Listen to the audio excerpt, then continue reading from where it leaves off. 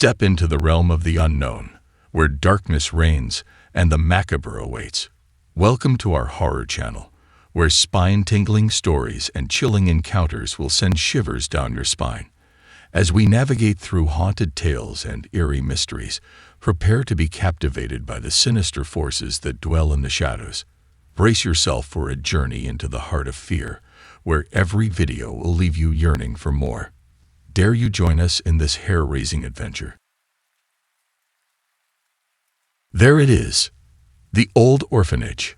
Bryce shouted eagerly, pointing haphazardly in front of us. He leaned up from his place in the back seat, and the smell of whiskey oozed from his lips and seemingly saturated the air. Using my elbow, I attempted to push him back. Calm the hell down, dude. We see it. I flicked my cigarette ash out the open window as Colin slowly steered his truck to the side of the road, coming to a stop just at the end of the yard. The orphanage loomed about 100 yards in front of us, hidden by trees and dark shadows. A tall chain-link fence enclosed the area, with large "No TRESPASSANG" signs serving as a last warning against what we were about to do. The building went by many names: the Master's Place, the homeless shelter, the old hotel, and, obviously, the orphanage. Built in the mid to late 1800s, the building had served many different purposes throughout the years. Before being closed and ultimately condemned in 1979, it last functioned as a small orphanage, housing maybe 50 or 60 kids. While it had ultimately been closed due to lack of funding and the alarming state of disrepair it had fallen into, it was the stories of what had happened there that were normally attributed to its closure. The Masters had been the ones to build the property, just on the outskirts of town. It was an old Victorian-style home that stood 2 stories tall with now fading white pillars in the front and a rickety-looking porch. Broken shutters decorated the home, if they were even still there at all. It was one of those buildings that didn't look like much, but you could tell that it had once been something spectacular. The Masters had been a large family. They had 5 kids, but it was rumored that there had been at least 2 more that didn't survive infancy due to illnesses. They were a relatively prominent family that had been well known and respected in the small community, as Mr. Masters served as a local doctor and Mrs. Masters taught small sewing classes once a week. By all accounts, they were a happy and warm family. The children were well-behaved and polite, and the Masters were seen as loving and doting parents. So when their oldest daughter died, it was heartbreaking. When their 6-year-old son died, it was a tragedy. When their 7- and 4-year-old daughters died, it was suspicious. Ultimately, 4 out of their 5 children died, all due to an unknown illness. The story went that the only child who survived, a 12-year-old boy named Benji, awoke his neighbors early one muggy summer morning. He was barefoot and in his pajamas, hysterical, and told them that his father had gone mad and was killing his mother. The neighbors rushed the home only to find Mrs. Masters lying in her bed, adorned with numerous stab wounds and slashes, her eyes fixed in a terrified gaze. Mr. Masters was nowhere to be found, having fled the property before anyone else arrived. He did not leave behind a note, and Mr. Masters was never seen again. Benji was taken in by a local couple who raised him as their own. The boy, who seemed to have been gifted with a second chance, died less than a year later after losing his footing and falling into a nearby creek. His body was never recovered. The widely accepted theory of the time, and even to present day, was that Mrs. Masters had been poisoning her children, and that Mr. Masters had figured out what was going on, and in a fit of fury, murdered his wife and fled town. The motive behind Mrs. Masters' actions was never clear. There was no life insurance policy on the children, and she had never been known to show any sort of ill will towards the children.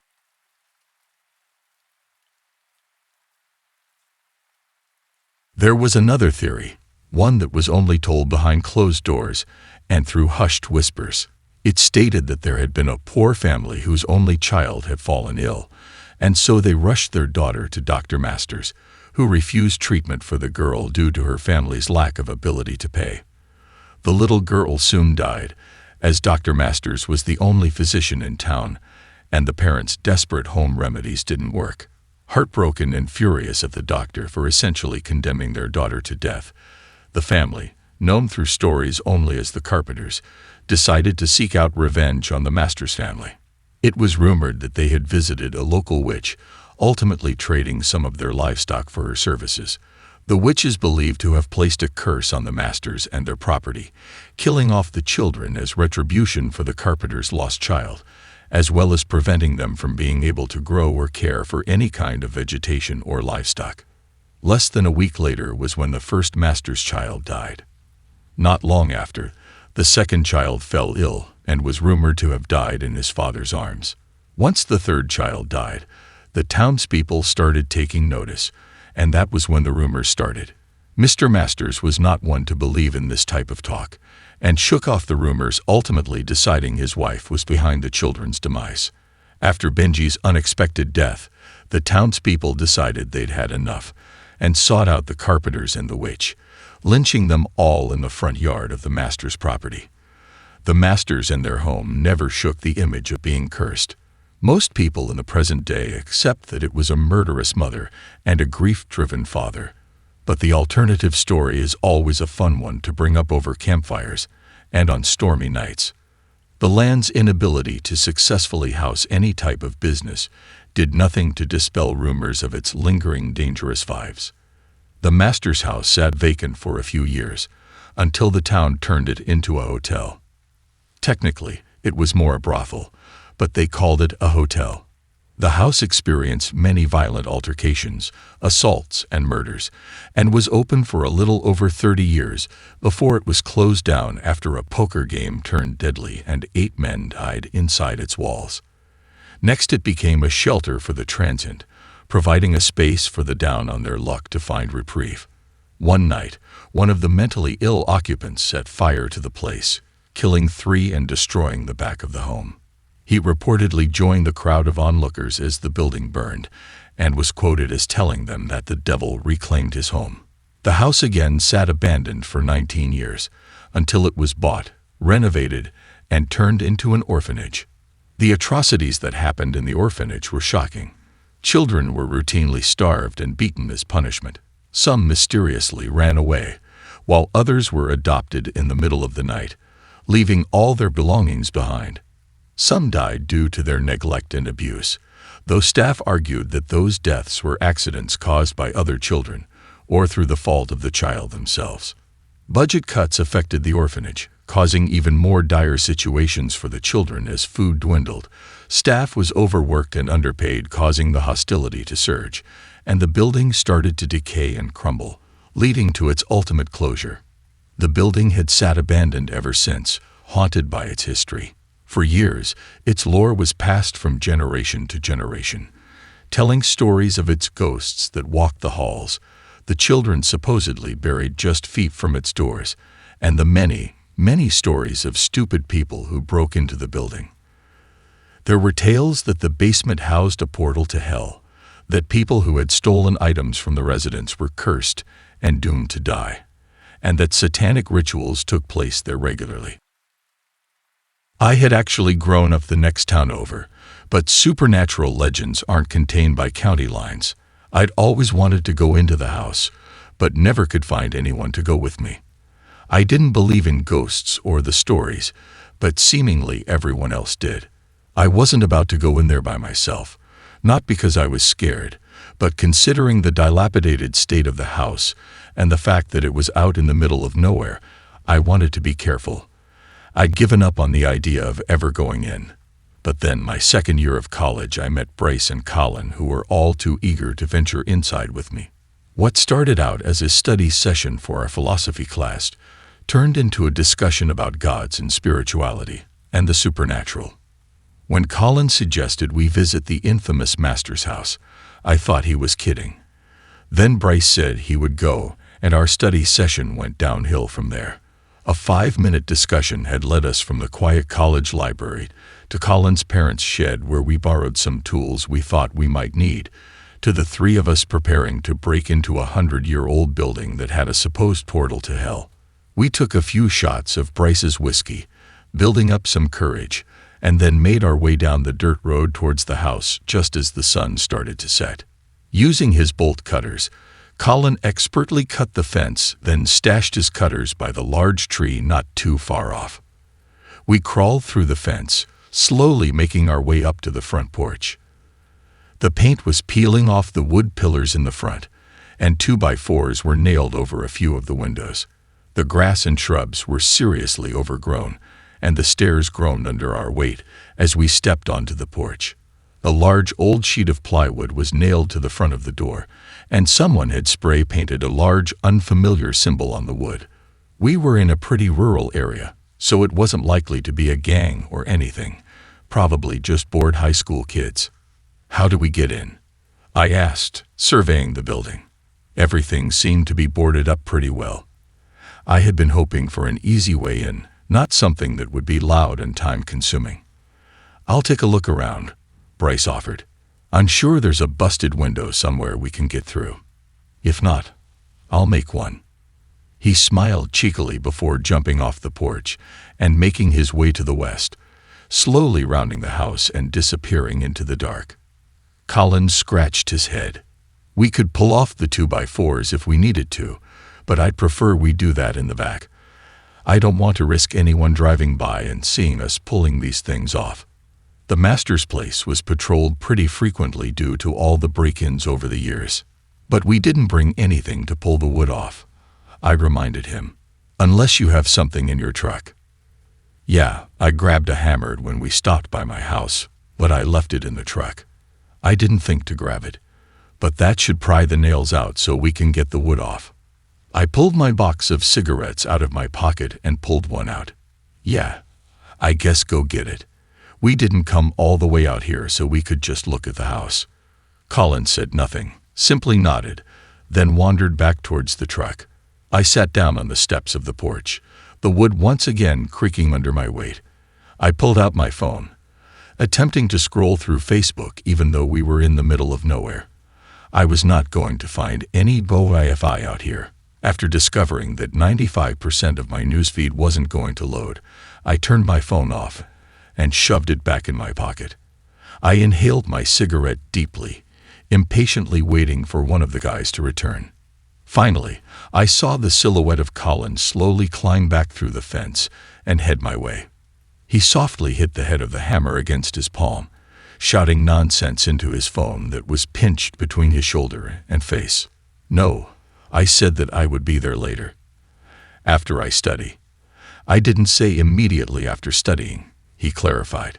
He shot me a smug look as he handed me the hammer. "Listen, babe, I can't hear you. Service sucks where I'm at. I'll call you later, okay?" "Okay." "Guys, come here," Bryce commanded. He stood in the shadows, motioning wildly for us to follow him. "You have to see this." "Is it a way in?" I asked slowly, rising from the steps. He ignored my question, prompting Colin and I to blindly trail him with no idea what we were in for. Colin, after hanging up on his girl of the week, shoved his phone in his pocket and shrugged nonchalantly. "Women," he simply said, as if I understood or cared. We followed Bryce, further away from the house and towards a small gathering of trees. Using his phone, Bryce lit up the area and a group of headstones became clear. There were 6 of them, all sharing the name Masters. "This must be where all the kids were buried," Colin suggested. "Plus Mrs. Masters, I guess." "Why 6? Didn't the last kid drown?" "They didn't find his body," I mused. Colin shrugged. Maybe it was just a respect thing. At least somewhat put him to rest with his family. "You know," I started, an idea hitting me. "This is probably what those stupid legends are talking about. The dead kids buried by the house. It has to be these graves," I reasoned. "No, I'd always heard these graves were here. There's supposed to be another set of graves." "Those of the orphans," Bryce corrected. "They aren't marked, though, so I'm not sure where they would be." "If they aren't marked, then how can anyone say they even exist? It sounds like some made-up story to scare people from coming here." Bryce narrowed his eyes at me. "You know, Your negativity and skepticism is starting to piss me off. Guys, Colin interrupted, staring at the house. I think I just saw something in the window. Bullshit, Bryce crowed. Stop trying to scare us, Colin. I swear it. It was like someone was in that window up there. He pointed with his flashlight at a window on the second floor, towards the back of the house. The window stood dark and motionless. No one lives here, I reminded him, except maybe a vagrant or something. Maybe we shouldn't go in, Colin started. It was then that I noticed his hand was shaking slightly. I mean, what if it is a homeless person or a drug den or something? Bryce slapped Colin on the back. What's the matter? You a chicken? No, Colin argued. Are we sure going into this falling apart house that is supposedly haunted and could potentially have dangerous people in it is a good idea? This was your idea, I chimed in. You were all up for it until you imagined seeing someone in the window. There's no shame in being a wuss, man, Bryce added. Just go sit in the truck and wait for us. Colin shook his head. Shut up. I'm fine. I'm going in. But if I get stabbed by a meth head or something, I'm beating both of your asses. We may not be going in. I motioned to the house. We haven't found a way to get in, remember? Oh, there's a window back here, Bryce announced. We'll have to pull some siding off, but it shouldn't be too hard. I wiggled the hammer in his direction. Bryce grinned. That'll speed things up. We followed Bryce to the back of the house, and there in front of the back door was a small cement porch that extended down the back of the house about 3 feet before turning into a set of steps. The window sat not too far off from the door, covered only by some stained, white siding, and if we stood on the porch we could probably crawl in through it. I had a fleeting thought that it was weird that everything else was properly boarded up except this window, which was going to be a breeze to get into. I figured this was just the popular way for people to break in, so the people who managed the property just used cheap siding instead of spending more money on wood that was just going to be destroyed. I watched as Bryce and Colin collectively pulled the plastic siding off the window, revealing a whole pane of broken glass. Bryce carefully reached in and twisted the lock, then forcefully shoved the window up. All right, who's first? I stood silently. As much as I didn't really believe the house was haunted, it was still a dark and creepy house. I glanced at Colin, who feigned interest in looking at his cell phone. Bryce sighed. All right, chickens, I'll go first. But you guys better not run off and leave me here, or else. We're coming in, Colin assured him. Just go. Bryce carefully stuck his leg through the window, and then ducked into the dark room. I saw the beam of the flashlight on his phone slowly moving around the room, bravely exploring while Colin and I stared at one another, trying to mentally force the other into going next.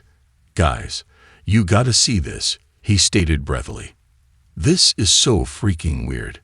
Colin motioned towards the window with his head. You go ahead. I'll follow you in. Not wanting to waste any more time, and trying to not let unfounded fear take over, I quickly crawled in behind Bryce, followed closely by Colin. Bryce and I both had to rely on our phones for light, while Colin had the only flashlight. We all lit up the room, taking it in.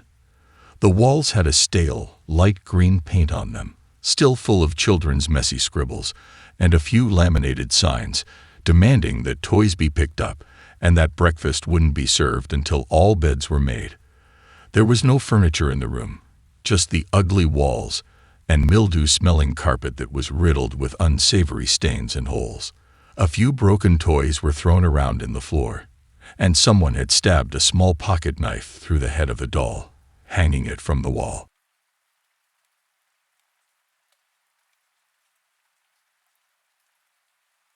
Is this blood? Colin asked hesitantly, as if merely suggesting it made it horribly true. I spun to find him and saw that he had opened the closet door. Using the flashlight on the phone, I saw that the walls inside were littered with dozens of handprints, all a deep shade of red, almost brown, and varying in size. Some of the handprints smeared downwards, creating elongated trails which just gave it an even creepier feel. It's probably just paint, I rationalized, peering into the small closet. Why anyone would decorate a closet in such a way, I wasn't sure, but that made more sense than it being blood. Maybe they locked kids in there, and those are their handprints as they tried to get out, Bryce suggested coolly. Why would you say that? Colin snapped. His normally cool demeanor was now a bit more frazzled. He was definitely on edge. This is the master's place. You've heard what happened here. Bryce motioned at the inside of the door. I mean, look. There are scratches in the wood. Colin shook his head. The house has been abandoned for years. That's probably just normal deterioration. He quickly shut the door, ignoring the fact that there actually were what appeared to be fingernail scratches deep into the wooden door. Where to now? Bryce had already forgotten about the closet, opening the bedroom door and peering down the hall.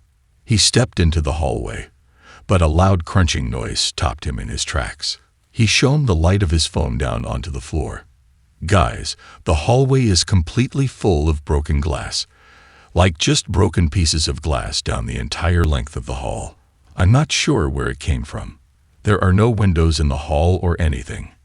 He glanced down the hall, surveying it slowly. Colin peered through the doorway. Huh. It literally looks like a carpet made entirely of glass. This has to be at least an inch thick. I stood by myself in the room, the small pit in my stomach pulsating, as if trying to expand and take over my body. All right, Colin said slowly, still glancing around the hall. Where do we want to start? I saw Bryce shrug. We could split up, he suggested. That's a terrible idea, I argued quickly. What if we get hurt in here or something? Colin nodded in agreement. That's how scary movies happen, man. Fine, Bryce agreed. You guys stay together down here. I'm going to explore the second floor. He motioned up towards the ceiling, then quickly turned on his heels and disappeared into the dark, the light from his phone becoming more and more faint. Bryce, Colin hissed, we need to stay together. Bryce ignored him as he treaded down the hall, the sound of crunching glass bouncing off the walls. Bryce stopped towards the end of the hall, glanced at us for a second, smiled broadly, then took a step forward. We watched as he disappeared, his heavy footsteps echoing as he creaked up the stairs. Bryce looked at me. What do you want to do? You want to go up? I shook my head. We can just look around down here. He motioned down the hall, in the opposite direction of which Bryce just disappeared. After you. I slowly willed myself to come out of the room. Even though it was smelly and ugly and creepy, I strangely felt safe in there. A deep fear of what I would find leaving that room permeated in my brain. I stepped into the hall, my body weight crushing glass, causing it to send loud crunches into the still air. My phone lit up the hall in front of me as I slowly made my way down. I came upon the first room and peered inside the open doorway that was missing its door.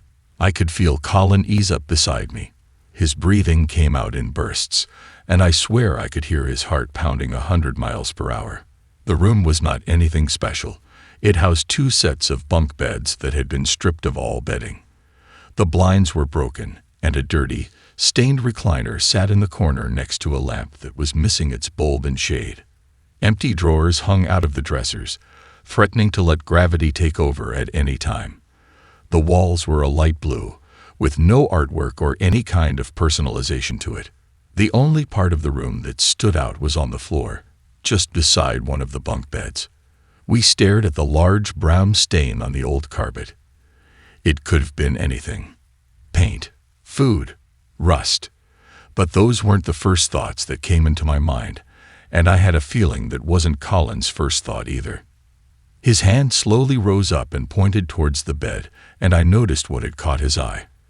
The bottom mattress of the bunk had a stain that looked similar to the one on the floor, and it seemed to be centered in the middle of the mattress, just towards the top, just about the area where a person would lay their head to sleep. That looks like what was in the first room, I noted. The handprints on the wall. so maybe it is just paint that got knocked over. Colin nodded, but I could tell he didn't buy it. Hell, I didn't buy it. Why would paint be on the bed? Maybe an accident, but in this house I wasn't sure there was such a thing as accidents. Let's keep going, he urged. We came to the second door, sat on the left-hand side of the hall, and it was Colin who peered in first. I heard him gasp as his flashlight bounced around the room, and I sucked in a deep breath, preparing myself for what I was about to see. But it was the smell that immediately overwhelmed me. What is that? I questioned, stuffing my nose into the collar of my shirt. Inside the room, like the first, there was no furniture. The closet door was missing, and the one window in the room had a piece of plywood nailed over it. The once cream-colored walls were now moldy and peeling, and had a few unidentified signs spray-painted on them. I didn't recognize any of the symbols. They looked like a bunch of made-up letters or something. Strange shapes were littered about as well. I saw circles and stars and squares, and an upside-down cross. I instantly felt my radar going off. I'd been creeped out the entire time I'd been in this building. But this wasn't right. This room didn't have carpet and instead had old, weathered wood. In the middle of the floor, in messy black spray paint, I stared at a large symbol that was identical to the one on the front door. I still didn't know what it meant, but seeing the symbol now, in this room, felt so much more ominous than seeing it on the front porch. Even worse than the unknown drawings, scattered around the symbol were the decapitated heads of various squirrels and birds, and their bodies, from which they had been forcefully removed, were carelessly tossed in a pile in the otherwise empty closet. I suddenly understood what the horrific smell was: the decaying carcasses of at least a dozen animals. I don't like this, I murmured slowly, glancing at Colin. He looked terrified, and like he couldn't comprehend what he was seeing. This looks like some kind of altar or something, he spat out. I'd had the thought myself, but didn't dare say it. Something that's used for killing and sacrificing things. I noticed him staring at the rotting head of a small brown bird. I nudged his shoulder. Let's get out of here. Let's just find Bryce and go.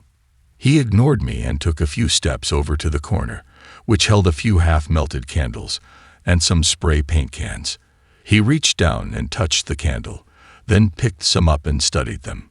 Yeah, there's no dust on these things, so they've been used recently, he observed. He motioned towards the closet. Plus those carcasses haven't decayed much, so those are fresh too. Which is why we should go, I reiterated. What if those weirdos are on their way back here now? If that's what they do to those tiny animals, imagine what they'll do to trespassers who discovered their Satan room. He set the candle down and finally looked at me. Yeah, let's go find Bryce. I turned and headed down the hall, purposely having a slow pace so Colin would catch up. Our footsteps crunched loudly on the glass-covered floor, and then creaked as we ascended the stairs. Bryce, where are you at? Colin called loudly as we approached the second-floor landing. His voice seemingly bounced off every surface. There was no answer, and we rounded the corner and headed down the dark hallway. Knowing that Bryce was on the second floor and hearing no sound whatsoever was unnerving. Colin shone his light down the hall, and I saw that every single door was closed. I didn't know why, but that weirded me out. We came across the first door, and I motioned for Colin to open it. He eyed me wearily but said nothing as he stepped forward and slowly opened the door. The room was small. It looked like it should have housed linens and cleaning supplies. Instead, I saw a small, dirty, infant-sized mattress on the floor. There were no blankets or pillows, but there was a small portrait of an old man, poised in such a position that it stared directly the door. His beard was long and full, and he was dressed in old but nice attire. His eyes, even in the dark of the room, were easy to see and seemingly stared at us angrily. Do you think they made someone sleep in here? I asked incredulously. Maybe. They did some messed up stuff here. All that's in here is that bed, so maybe this was a punishment-type room or something. I nodded towards the painting. I don't like that thing. It feels like, I don't know, he's actually looking at me. I expect him to blink or move at any minute.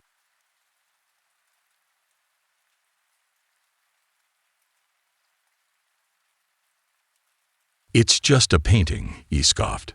Don't be silly. He closed the door quickly, and I fought the urge to point out that he saw imaginary people in windows and was freaked out by handprints on a wall. We came to the second door, and Colin didn't wait for me to tell them to open it. We peered in slowly, afraid of what we were about to see. I honestly don't know what I expected. Maybe more suspicious bloodstains, or the ghostly silhouette of a dead child, or some kind of demon summoning ceremony. Instead, I saw white. Lots and lots of white. What the hell? I trailed off, my eyes breezing over the room and trying to decipher what I was looking at. It's paper. Just a shit ton of paper, Colin muttered sourly, waving his flashlight around the room. The room was so covered in white paper that it looked like the white padded cells you see in movies where they commit people who are a risk to themselves. The walls, the ceiling, the floor, the doors were all covered in paper. The paper was taped, stapled, nailed, all around the room, leaving not a speck of surface uncovered.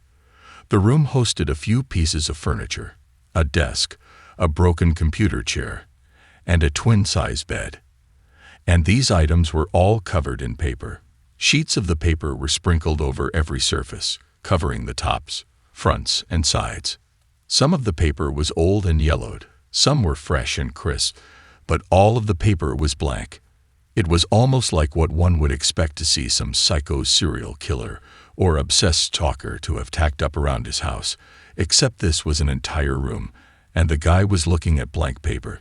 Each room just seemed to make less and less sense. At least with the demon room, we knew what they were doing in there, but with this room, what was the point?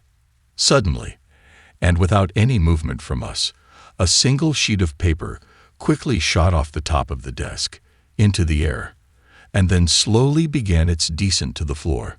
Colin's eyes widened. Why did it do that? I shrugged slowly, unable to take my eyes off the paper as it carelessly floated to the ground.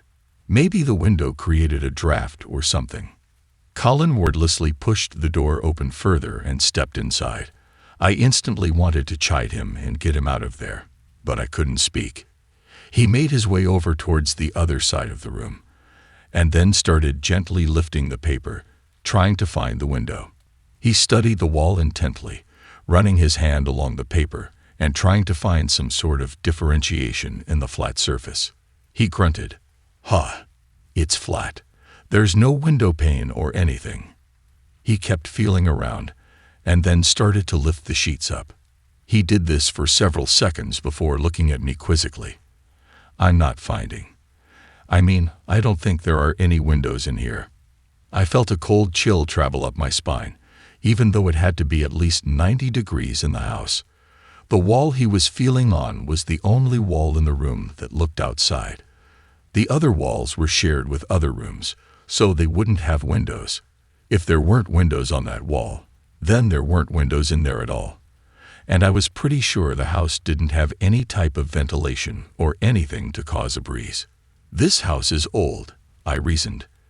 It's probably just a crack somewhere. Or maybe you just overlooked the window. Why would the room not have a window? Even if there is a window and it caused a breeze, I don't think any other paper moved when this happened, he argued. It was completely still in here except for that paper. A draft would have caused more than one piece of paper to move, right? I shrugged. I don't know. Let's just find Bryce. I want to go.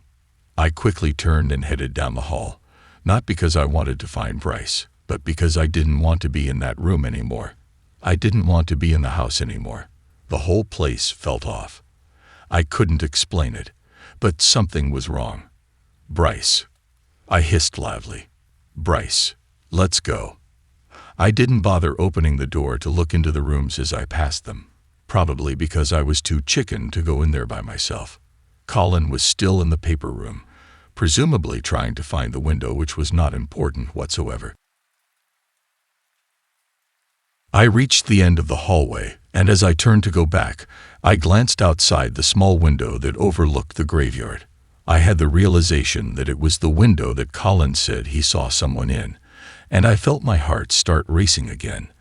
I hadn't even known it was possible for a heart to beat as fast as it was in that moment. As I spun to go back down the hall, I saw a quick movement among the headstones. Maybe it was just my fear getting the best of me, causing me to think I saw something that wasn't there. Maybe it was just the reflection of the light from my phone off the window. Whatever it was, it caught my eye. I stared out the window, just barely able to make out the 7 headstones below, searching furiously for another glance at what I saw. It looked like a person. It looked like a person was walking around in that family graveyard before darting further into the trees. I tried to rationalize what was going through my mind. Maybe I didn't see anything. Maybe it was a weird reflection. Maybe it was Bryce. He was still unaccounted for. Maybe he booked it outside and was trying to scare us. Maybe it was some kind of spiritual energy. That sounded stupid, and I cussed myself for even considering that. As I played with that thought in my head, I heard a door behind me slowly creak open. I wanted to spin around at record pace, but I was scared. Every horror movie I had ever seen was flashing through my mind. What if I turned around and saw a ghost or some sort of evil being? In movies, this was where the person turned around, the entity lunged at them, and they fell out a window or down the stairs and died, and everyone just assumes it's an accident. This thought was corroborated by the fact that I was standing in front of a window. But maybe it was Bryce. Maybe he was hiding in a room trying to scare us. Maybe it was Colin just coming out of the paper room. I told myself that those were the more reasonable answers and that I needed to get myself together. Just because the house was creepy didn't mean that ghosts or the paranormal was there. I slowly spun around, barely peeking out of my eye, only to see nothing. Just blackness. I breathed a sigh of relief and used my phone to make my way through the dark, trying to figure out which door I had heard. Where was Colin? Was he still trying to find that stupid window? Why? It literally did not matter. What mattered was finding Bryce and getting the hell out of here.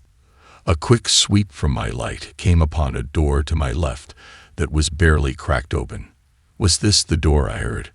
I glanced around and all the other doors, with the exception of the paper room door, were closed. Maybe I just heard Colin leaving that room. But the hallway was completely empty, just the way I remembered it. So if it was Colin, then where did he go? If it wasn't Colin, then it had to be this door I heard. I was usually a pretty logical person. I could usually make decisions quickly and not overthink. But for some reason, I wasn't able to do that in this house.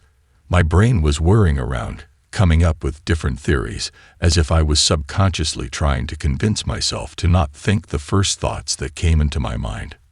"Colin?" I called out slowly. "Colin, are you in there?" I shone my light directly through the crack into the room, trying to gain the courage to open the door. I gently pushed my foot onto the door and slowly opened it up. While all the other rooms were pretty bare, this room was jam-packed. Suitcases, toys, discarded clothes, and furniture were all stacked upon each other, almost reaching the ceiling. Who did all this belong to?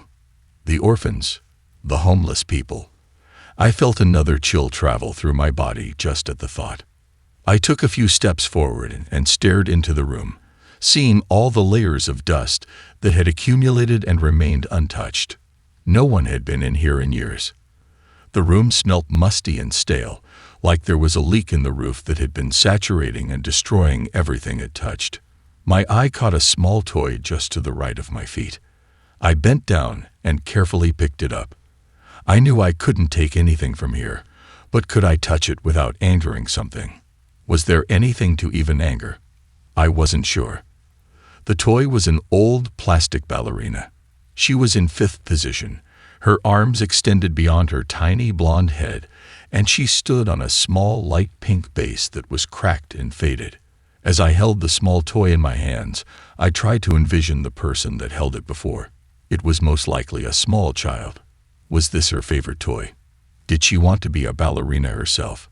Did this even belong to a girl at all? Was this just some random, discarded toy that never saw any attention? Why did I even care about this? I set the ballerina on top of a small table and was wondering where the hell the guys were when I suddenly felt like I wasn't alone. I became aware of a presence behind me, seemingly staring into my body. Was it one of the guys? Why weren't they saying anything? I spun around quickly, only to see nothing. My level of unease just grew stronger. I stared into the empty hallway, unsure of what was happening. Was my mind just playing tricks on me? Was I totally breaking down? Even though the house was warm, I felt a rush of cold air sweep past me. It was a brief event, maybe all of 2 seconds. It felt like a burst had been shot past me, which again didn't make sense. It could have been a draft, but the air outside wasn't that cold. A loud clattering rang out from behind me, inside the room. I jerked my attention back towards the source of the sound, but found nothing. The room looked the same as it had before, except for the small ballerina toy that now was back in the floor. I glanced at the table, knowing full well it had been in the center of it and wouldn't have just fallen off. The table was off to the right of the door, so that weird breeze wouldn't have knocked it off.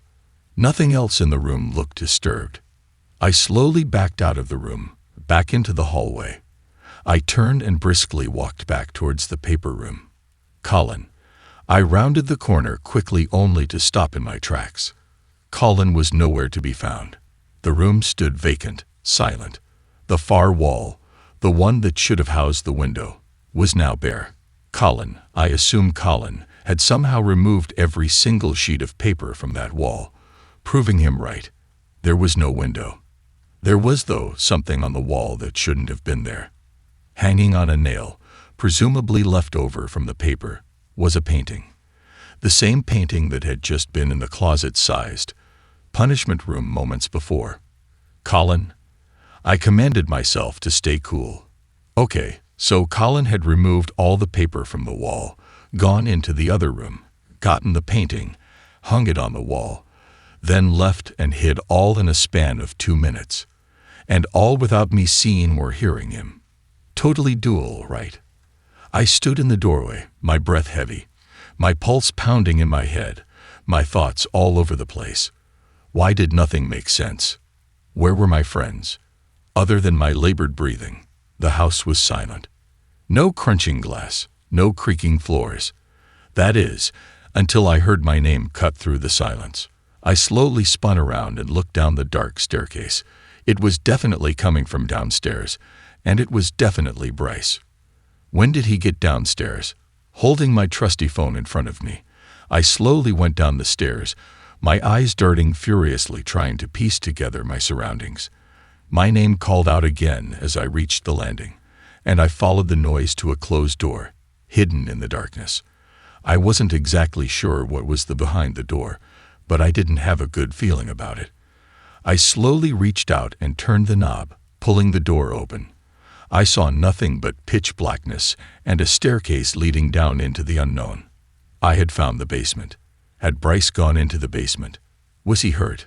Where was Colin? Bryce. I called down hesitantly. Bryce, are you down there? There was silence for a few moments before I heard a muffled response. Help. Maybe he'd fallen down the stairs. Maybe something had collapsed on him. Maybe someone, or something, had attacked him. I carefully took a step onto the staircase. While I wanted to dart down the stairs to help my friend, something in my body was screaming at me not to. The stairs creaked and groaned underneath my weight as I took another step down. The light on my phone only went so far, leaving me staring into an unending sea of black. Bryce, where are you? Are you okay? Silence. No response. Was he dead? My God, what was happening? I had taken several steps down the stairs when there was a loud crash from behind me, and as I spun around to see what it was, I saw that the door had somehow closed itself. I darted back up and twisted on the doorknob, but it was locked. How was it locked? Why would my friends lock me in the basement knowing that I was freaked out and that there was a supposed portal to hell down here? I knew I heard Bryce down here, so that left Colin, but this seemed out of character for him.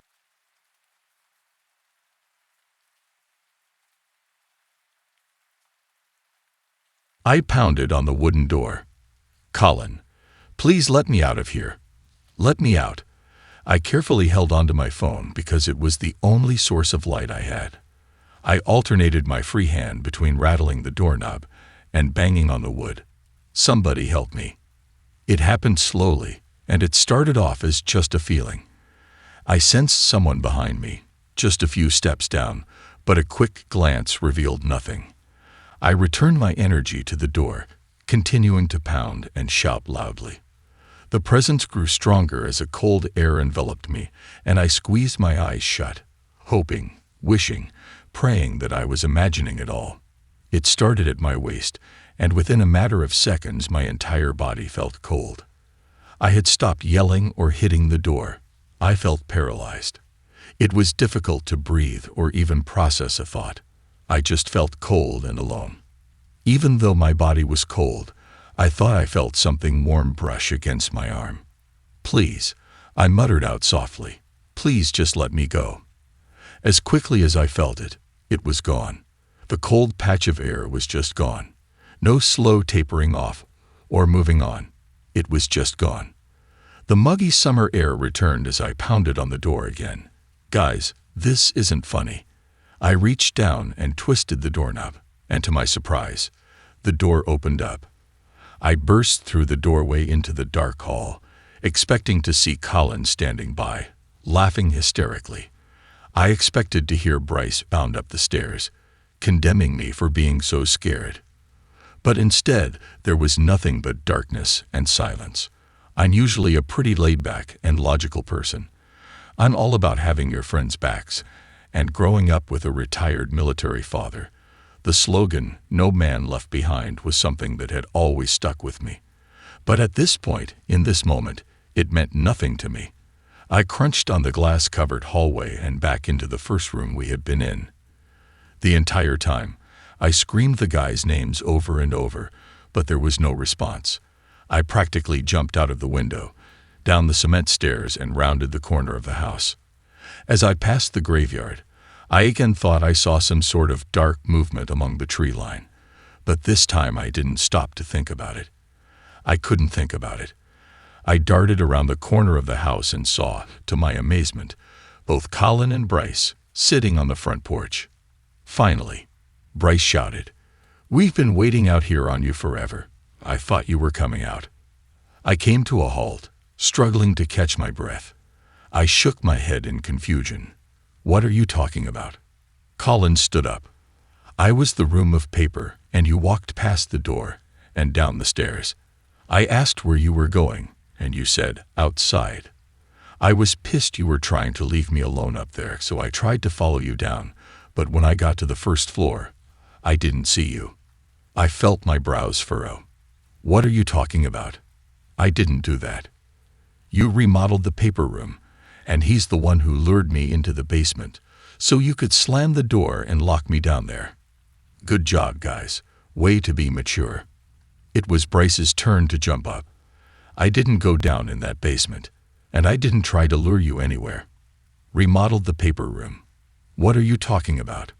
Colin asked. "You pulled all the paper off the stupid walls, and then hung up the painting to freak me out. Did you guys plan this together? Was this just to mess with me?" Colin looked genuinely confused. "I swear, I didn't do that." "You were there when we decided to come out here," Bryce reminded me. "How could we have planned this? You've been with us this whole time." Different thoughts flooded my brain. "How did you get out here so fast?" I asked incredulously. "Did you find another entrance?" "No, we used the window in the back. And like I said, we've been out here at least 5 minutes waiting on you. I heard their words, I processed them, but I didn't know what to do with them. They seemed sincere. They had been out here waiting on me.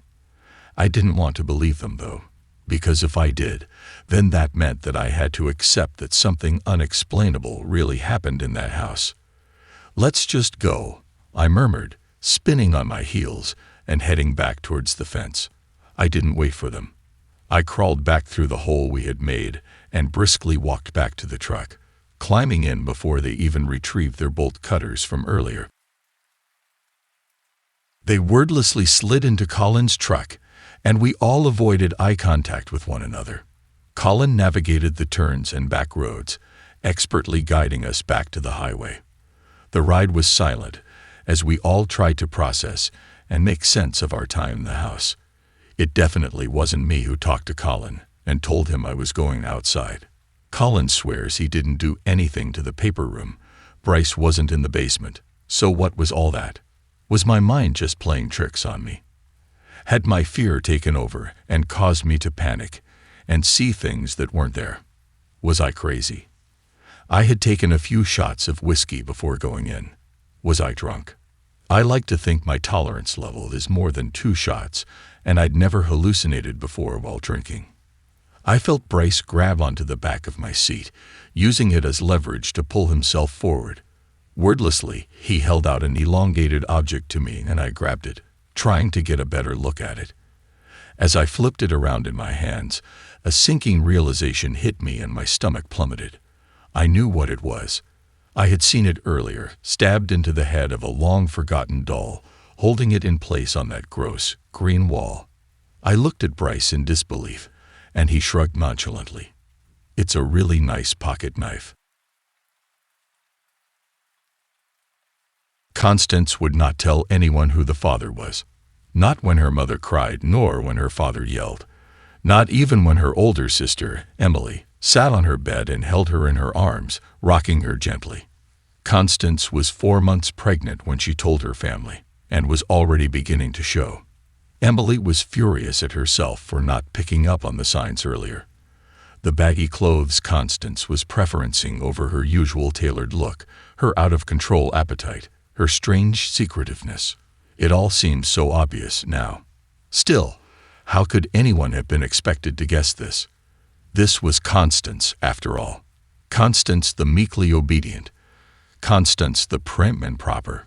Constance the chronically shy. She was supposed to be the good daughter. And then, of course, there was that other thing. But I thought you didn't even like boys. Emily pressed. Constance wrinkled her nose in distaste. I don't, she replied emphatically.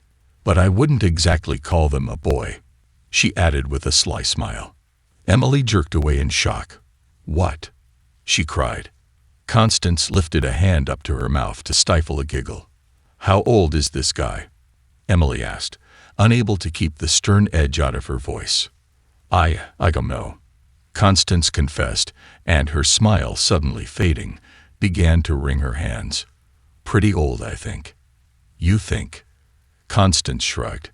Connie. Ho. No. Constance yelled so suddenly and so loud that Emily gave a startled jump. Constance reached out and clasped Emily's hands tightly in her own. Emily, she pleaded, don't ask me that. Please. I swore I'd never tell. Emily snatched her hands away. She could feel anger rising in her throat like bile. Connie, if you're protecting some creep. Constance laughed. Emily didn't see what was so funny. It's not like that, she insisted when her fit of giggles subsided. It's more like. She paused and stared off somewhere into the middle distance over Emily's shoulders. It's like, have you ever had a secret that you didn't want to tell anyone because it would make it less special, less yours? Emily nodded slowly, although she wasn't at all sure that she had. Wasn't part of the fun of having a secret and telling it to somebody. It's like that.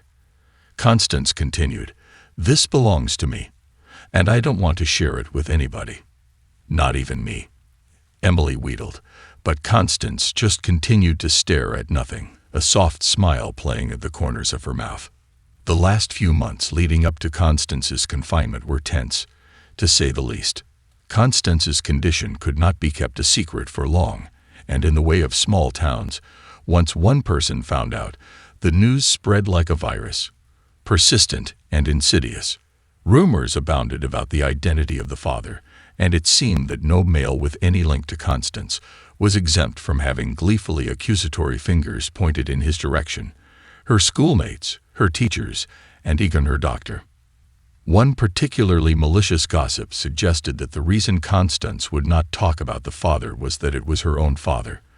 When Emily heard this rumor, she tracked it back to its source, a pimply little boy in year 8, and delivered one devastating punch to his blemished features, earning herself a week's suspension, and the boy a bloodied nose and split lip. Things were even more strained at home. Dinners had become a silent affair with neither of their parents, so much as glancing up from their plates to look at Constance. Emily had to grit her teeth in rage that the familial bond that linked parents and daughters could have proven to be so weak. What surprised Emily more than anything, though, was how unfazed Constance seemed to be by all of this. Where every whispered slur or raised eyebrow caused Emily to bristle, Constance breezed through her days with her head held high as though completely oblivious to the shame that her family felt, that people expected her to feel. Amidst all the murk and mire and casual cruelty, Constance glowed. Emily had never loved her sister more.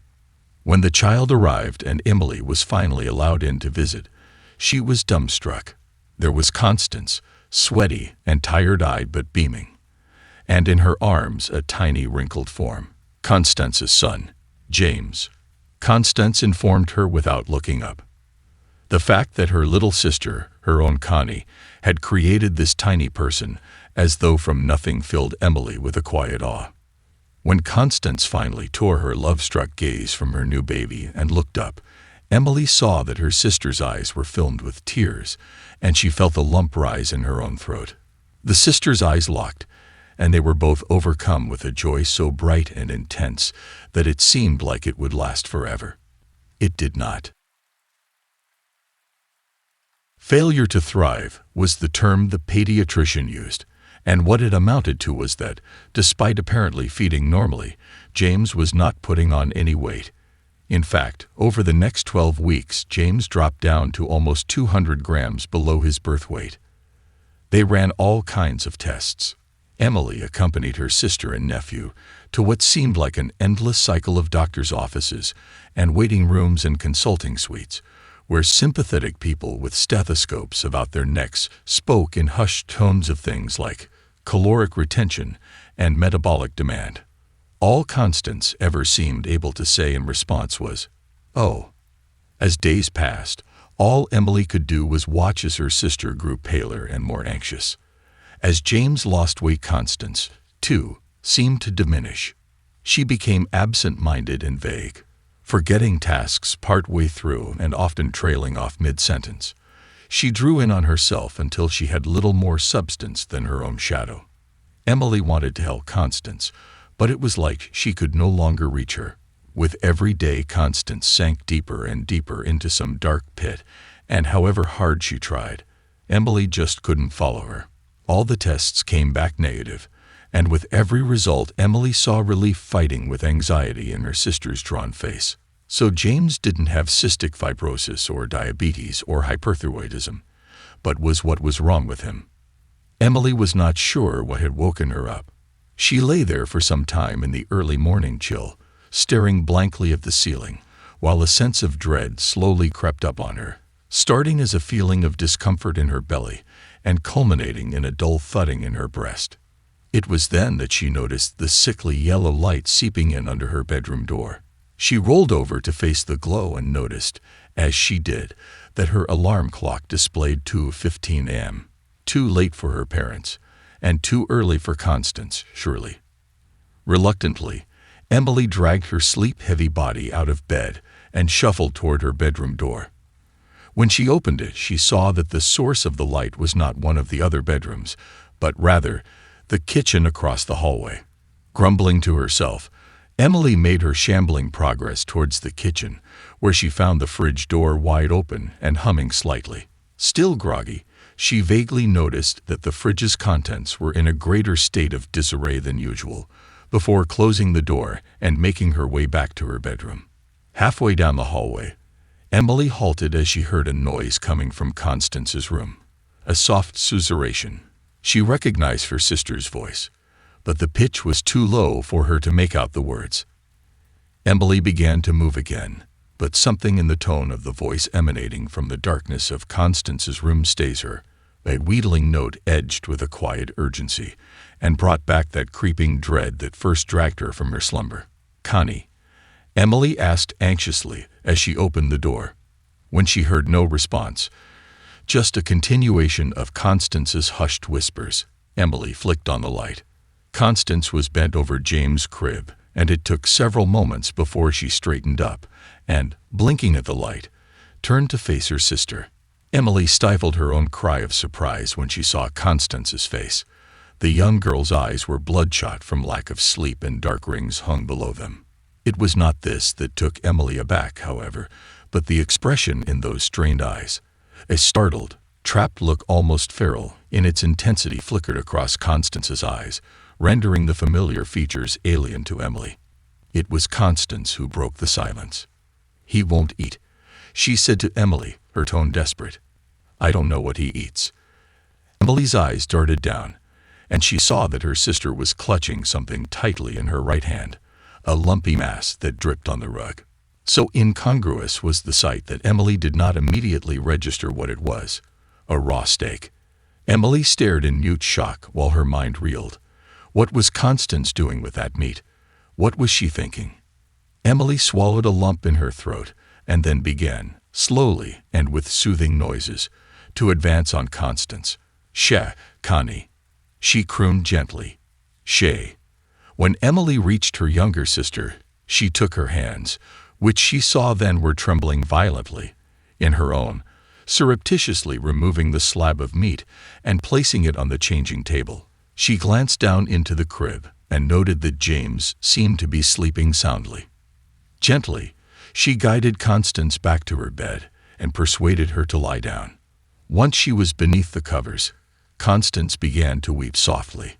"I don't know what he eats," she choked out between sobs. Emily stayed seated on the edge of her sister's bed and stroked her long, dark hair until she fell asleep.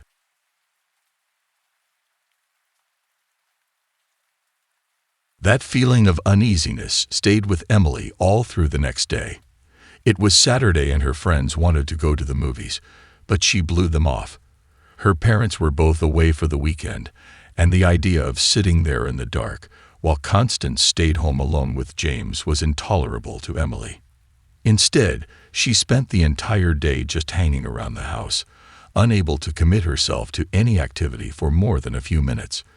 She found herself hovering around Constance and watching her critically. She couldn't seem to get out of her head that image of Constance standing over James' crib with the lights out clutching a chunk of meat.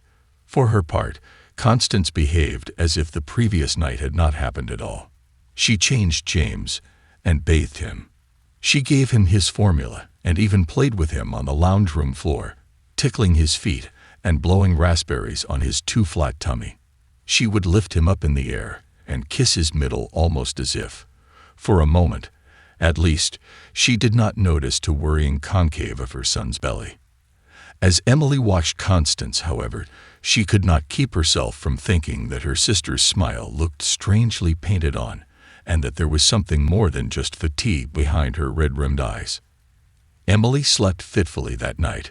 Her sleep was disturbed by strange nightmares that, although she forgot their content almost immediately after she awoke, left her feeling shaky and disoriented. When a sudden wail from James pierced the night, Emily immediately sat bolt upright, then propelled herself out of bed almost before she had registered what the sound was. She had heard James' cries often enough to be familiar with them, could even tune them out most nights, but they were different this time. These cries were much louder than normal, but also strangely wet. It was as though the infant were choking on some sort of fluid. Emily threw the door to Constance's room open. "Connie, what's wrong?" she gasped, feeling with each breath that she may choke on her own heart. She was in such a rush she forgot to switch on the light as she charged through the door and towards her sister. "I heard." "Oh," came Constance's startled cry as she dropped something to the floor. A bloody kitchen knife. What have you done?" Emily whispered. She took a step toward Constance, then turned and ran up to the crib, where James had suddenly stopped his piercing wails. Emily, shaking now, stared down at her nephew. There was a red jagged line that ran along the child's belly, starting at the base of his throat and running all the way down below his navel. To Emily's horror, the gash began to gape, exposing a bloody red interior out of which protruded the shattered remnants of James' rib cage, now just jagged fragments of bone. "Oh my God, Connie, what have you done?" Emily braced herself against the side of the crib as she fought off waves of nausea and disbelief. She felt her head spin and her vision begin to blur as her breath caught in her throat, but still she could not tear her eyes away from her nephew's twisted form. After what seemed an interminable time, Emily's breath returned to her, though it was shallow and ragged. As her vision cleared and adjusted to the faint light that filtered in from the open curtain, she realized that she had made a mistake.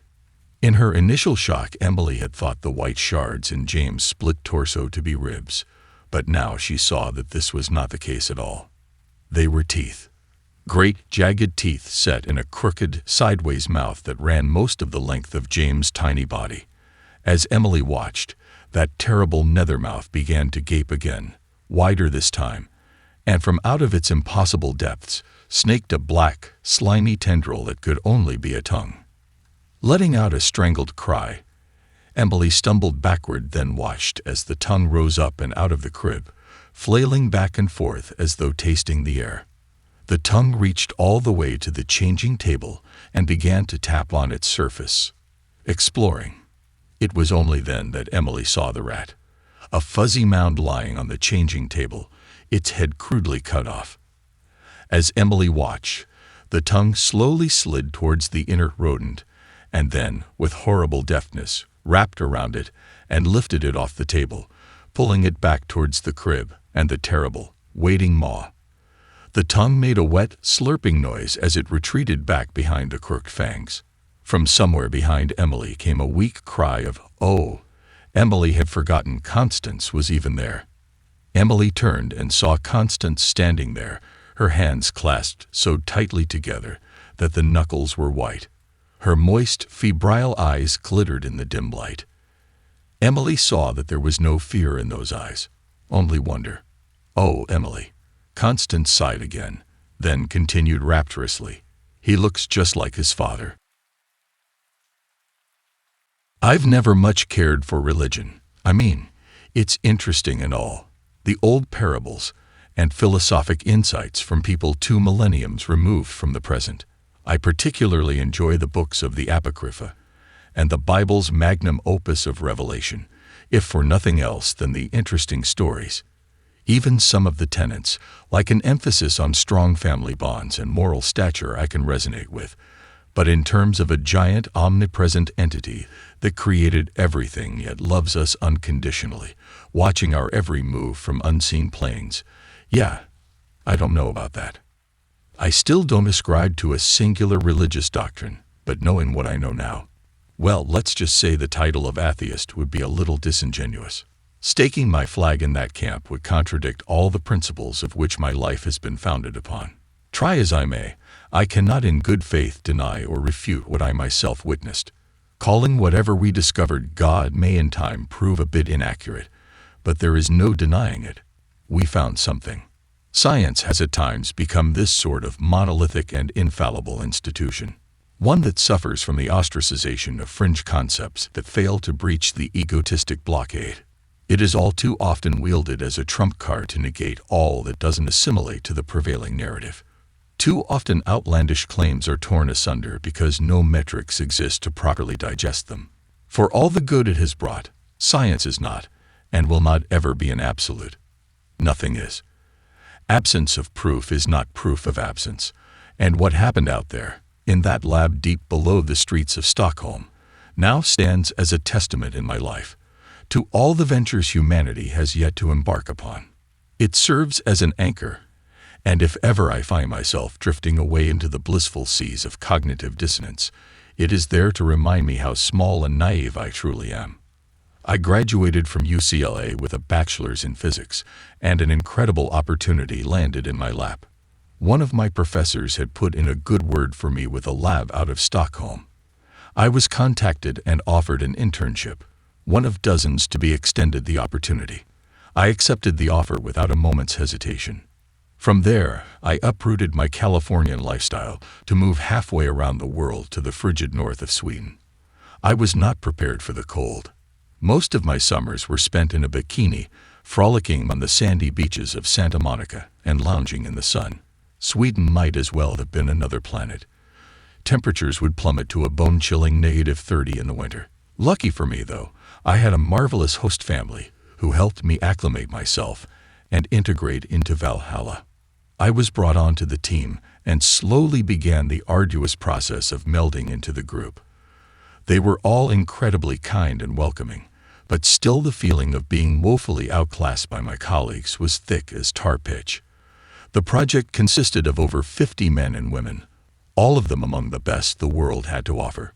They hailed from Germany, Japan, Poland, Hong Kong, South Korea, and many other sovereign states. It was a melting pot of some of the greatest minds I had ever met. Seeing them in their element, and marveling at the way their minds hurdled asinine topics to delve straight to the cortex, was altogether incredible, and more than a little intimidating.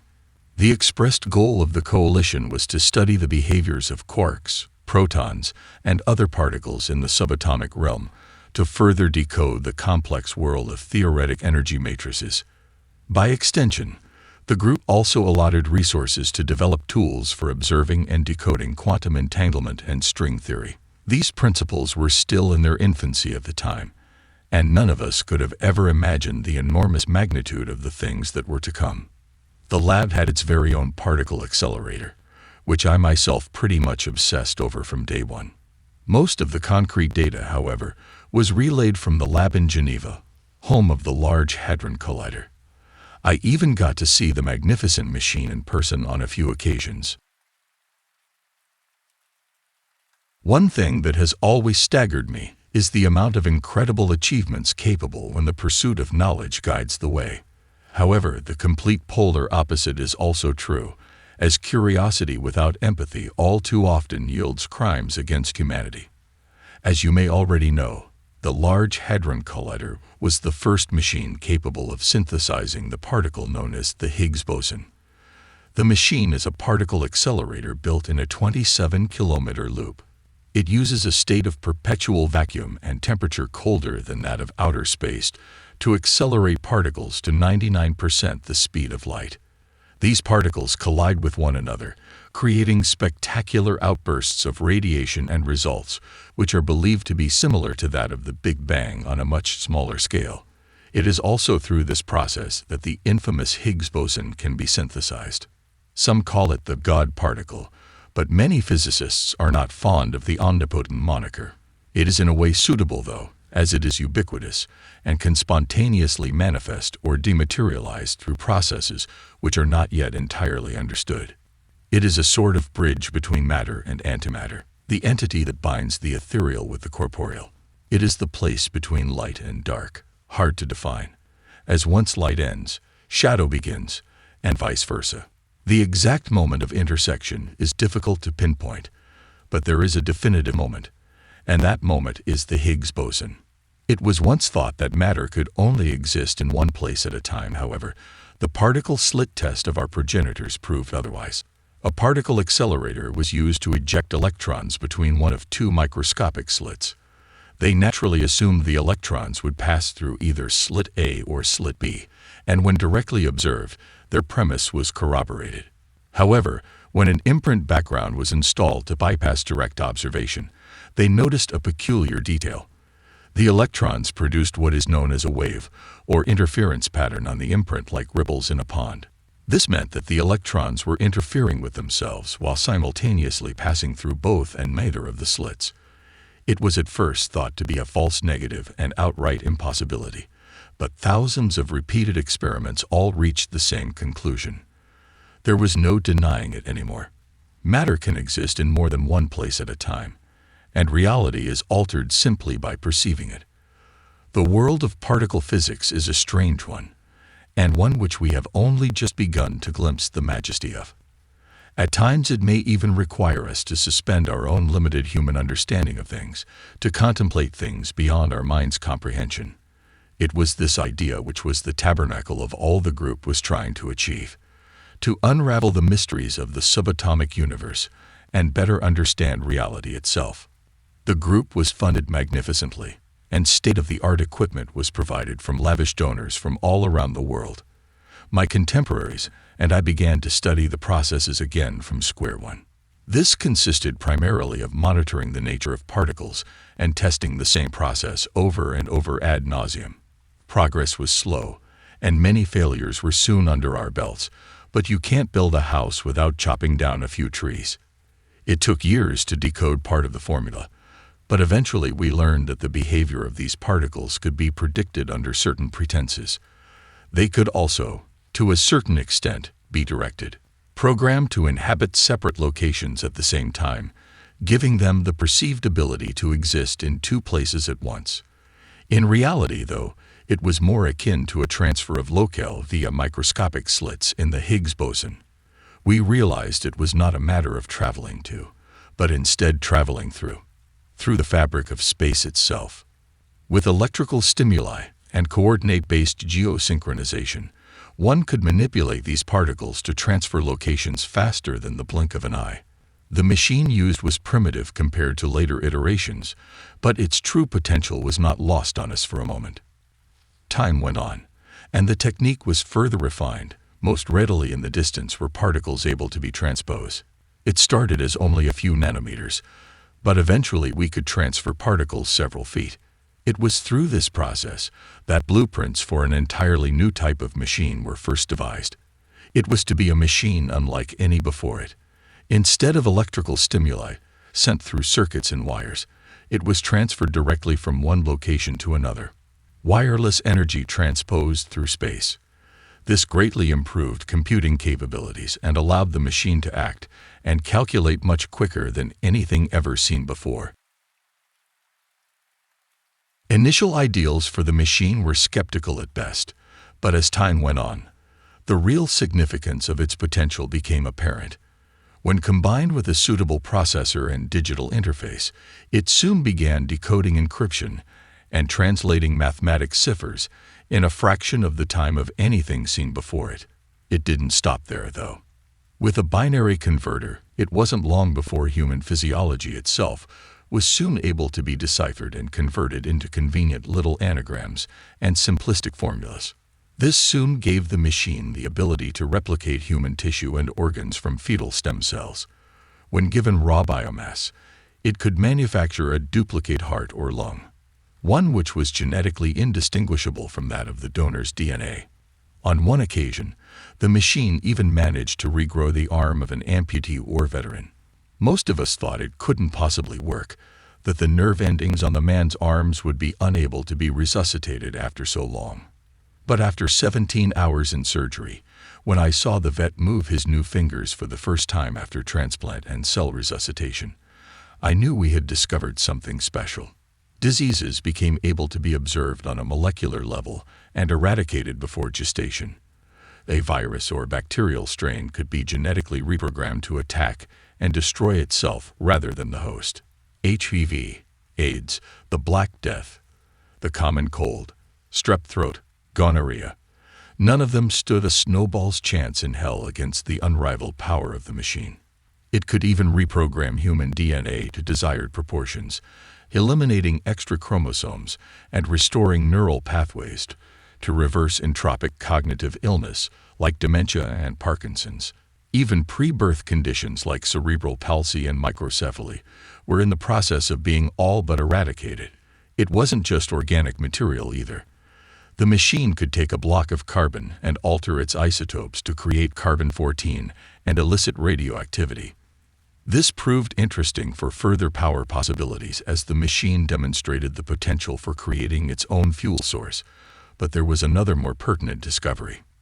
By changing the number of protons or neutrons in the atomic nucleus, the given element's atomic weight was altered, thereby turning it into another element altogether.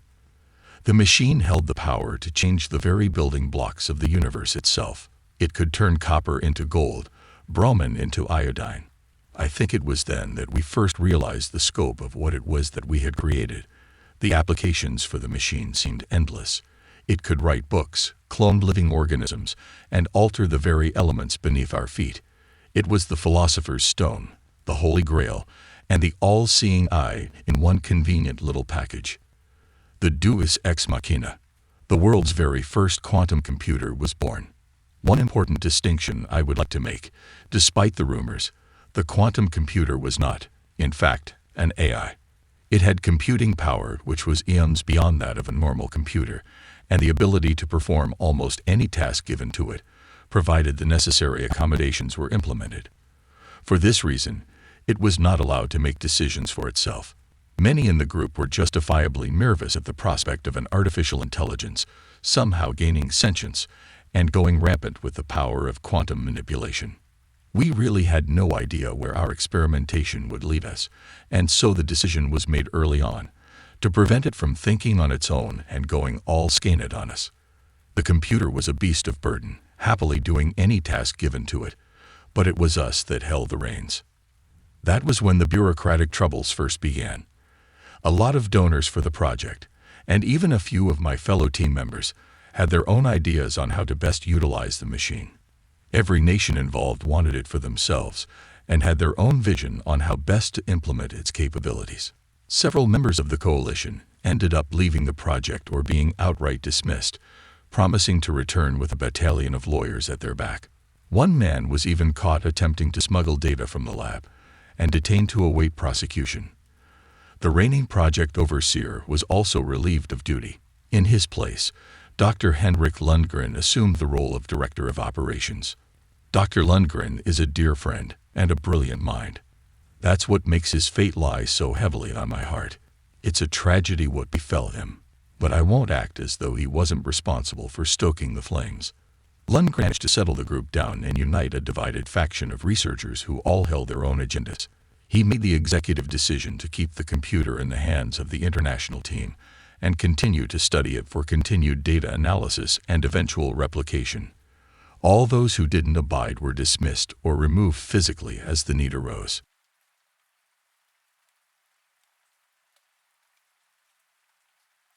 Lundgren had toiled for years on the development of the machine's virtual capabilities and decided it best to invest more heavily into it.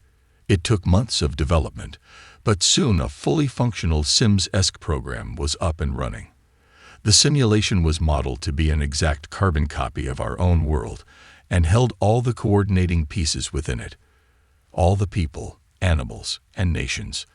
Augmented control apparatuses were then developed to allow us the ability to view the computer's creation firsthand. The simulation it created was so visceral that none could even perceive that they were in a simulation at all. Test subjects were exposed to their own loved ones within the program and could not distinguish them from their real-life counterparts. I even took it for a spin a few times. I was hooked up to the monitor via a neural cortex interface and had my mind rendered into the simulation. I awoke to the sights of sunlight peeking through my blinds and the sounds of cars outside. Around me on the walls were posters of Harry Potter, JoJo, and the X-Files, among countless others. I recognized immediately where I was. It was my childhood home, an apartment complex in Sacramento. The simulation was so detailed that even my old Raggedy Ann doll with the missing eye was there. My parents were both there and acted in accordance to how they would behave in real life.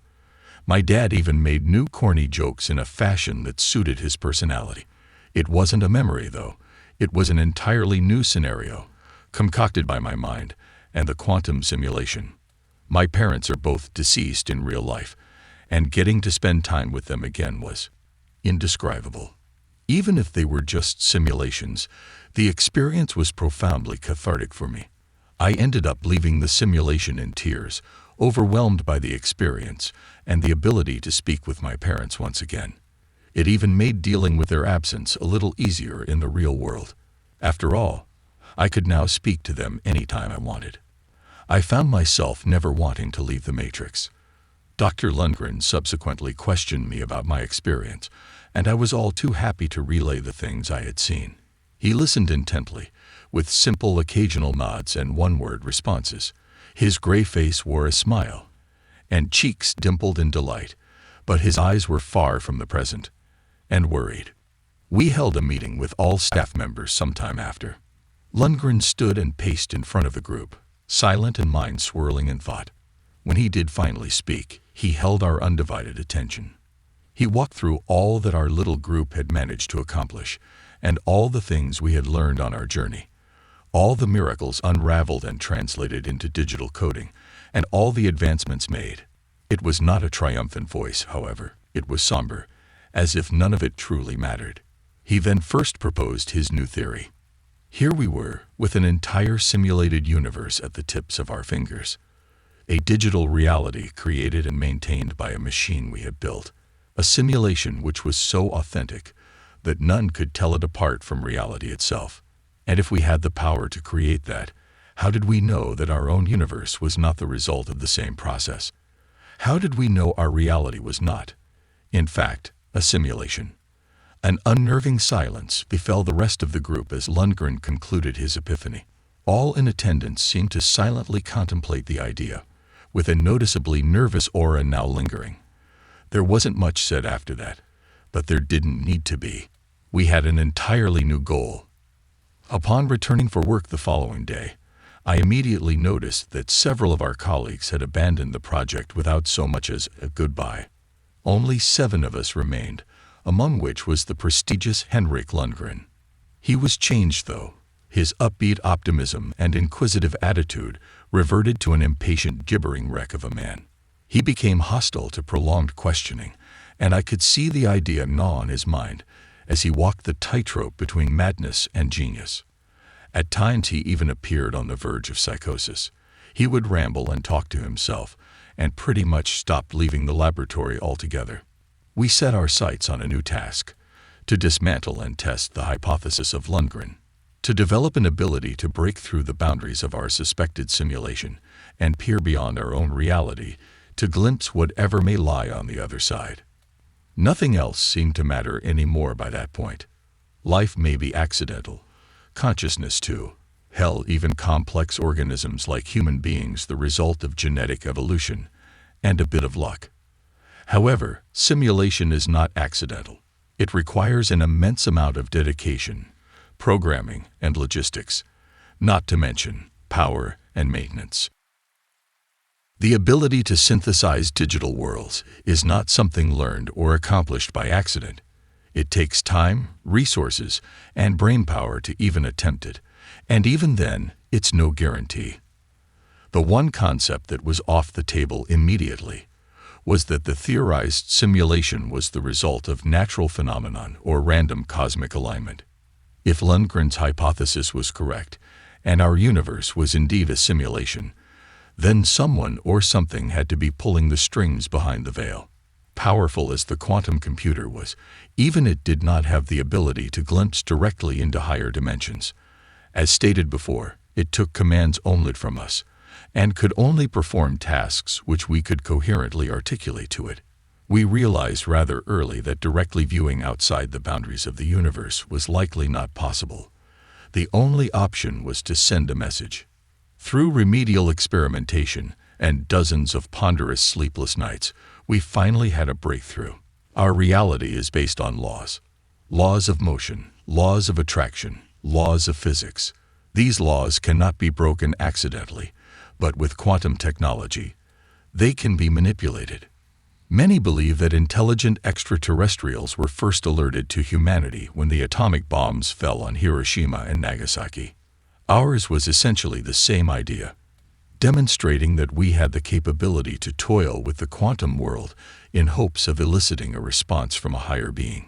If we could break or bend one of these laws of reality, then perhaps the orchestrator would be compelled to respond.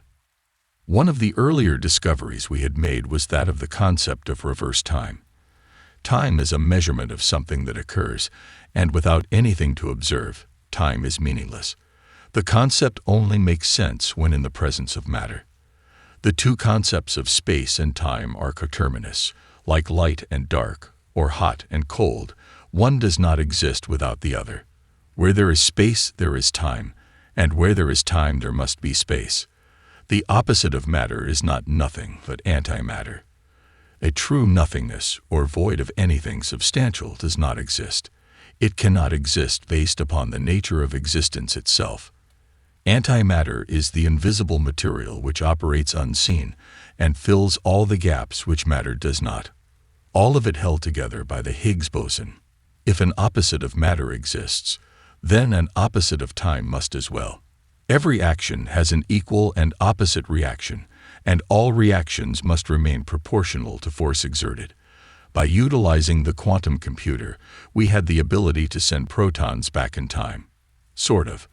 We could make them exist where they once had not by using dark energy matrices and particle superpositioning to put them in two places at once. The discovery had actually been made sometime earlier, but never officially tested. It was restricted and marked as unbroachable, as many of our patrons were rightfully concerned by the prospect of unintentionally altering the past. Doing so could create a butterfly effect and wreak havoc upon the present. We were told vehemently that the reverse time experimentation was forbidden, but now we had a legitimate reason to take an interest. It took some convincing on our end, but eventually we were successful when we promised to unveil the greatest discovery yet. The parameters were set within the computer, and the lab was prepped for the operation. A single seed of Dianthus caryophyllus was placed in a transparent reinforced container in the center of the room.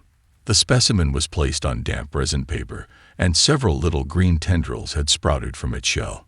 The idea was to reverse the symbiotic metabolism of the test subject and cause it to rapidly revert to a zygote state. The seed would be directed to perform its life cycle backwards, thereby contradicting the natural forward flow of life and time. The parameters were finished, and Lundgren stood by the machine. He glanced to each of us individually with a sullen demeanor and nervous twinkle in his eye. He looked to me last, and I nodded. Lundgren took a deep breath, adjusted his glasses, and flipped the switch. Immediately, the tendrils within the seed began to retract.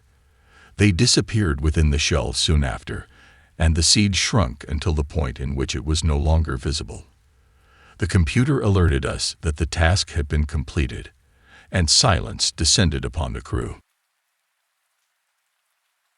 We stayed that way for several seconds until a commotion from the computer drew our attention. An array of flickering lights and sirens began to wail like banshees, indicating an error of some sort.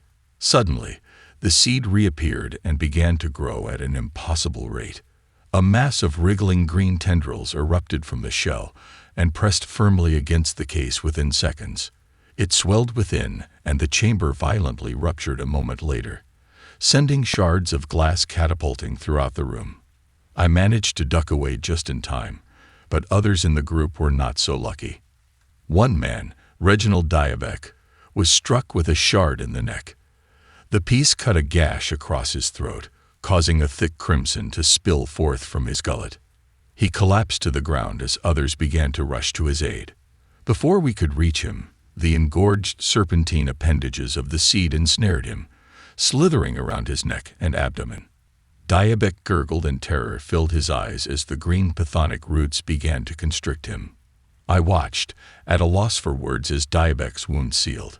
His gray hair turned to a dark brown. The wrinkles on his forehead and bags below his eyes dissolved into his skin in a matter of seconds. The blackheads and liver spots on his cheeks soon followed suit. All of us watched, stupefied as the process continued onward, and Diabeck appeared to age backwards. Diabeck had to have been nearly 60 years old, but in a matter of moments he appeared as though he was a young man in his early 30s. He then went young adult, then juvenile, then teenager. Diabeck screamed in terror as his voice cracked from a gruff, raspy tone to a high-pitched, prepubescent shriek. His body shrunk in his clothes, and his extremities retracted within his coat. By the time we had reached him, he was gone. We didn't have time to gawk, as our stupor was interrupted by the computer blaring a warning siren, and a flickering plethora of lights designated an external problem of some sort. The display was a failsafe designed to protect the computer from malicious outside sources, Most of us thought the firewalls of the quantum computer were enough to prevent any attempted breach, but apparently, we were wrong. One of my colleagues scrambled to the kill switch. He was poised to throw it when he was halted by a sudden shout from Lundgren. Lundgren stood, eyes wide as dinner plates and mouth agape, as he stared at the main monitor of the computer. The warning display had ceased, and only a single screen remained active. Upon it was displayed a single loading bar, with approximately 20% of it being filled in. This indicated only one thing: something was being downloaded. We immediately surmised that it must be a virus or other malware of some sort, a prospect once thought impossible based on the security measures of the computer, and yet the download persevered. All attempts made to restrict the download and halt its progress proved futile. We exchanged nervous glances with one another, torn on whether to pull the plug and save our creation from hostile insurgents or allow it to continue to whatever ends. The call was eventually made by the investors outside the room, who had since been notified of the development. They demanded power be cut and the machine be saved. The computer represented a colossal investment, and the costs to repair or replace it if any damage were to ensue was not something taken lightly. Begrudgingly, Lundgren followed orders and commanded shutdown protocol. It was done straight away, but the machine did not power down. It continued, impossibly, and without a direct power source sustaining it. Panic began to erupt from the lab, and power to the entire facility was ordered to be cut from the mainframe. It was done within seconds, and the room fell into darkness. The only light that remained was that of the main monitor as the download reached the halfway mark. The computer groaned and whirred under enormous duress as hundreds of fans shot to life to attempt to cool the Leviathan machine. We stood back, unable to make heads or tails of the development. There was simply no possible way the machine should have remained active, and yet it was. It continued to fill up the progress bar, powered by the fuel of some unknown outside source.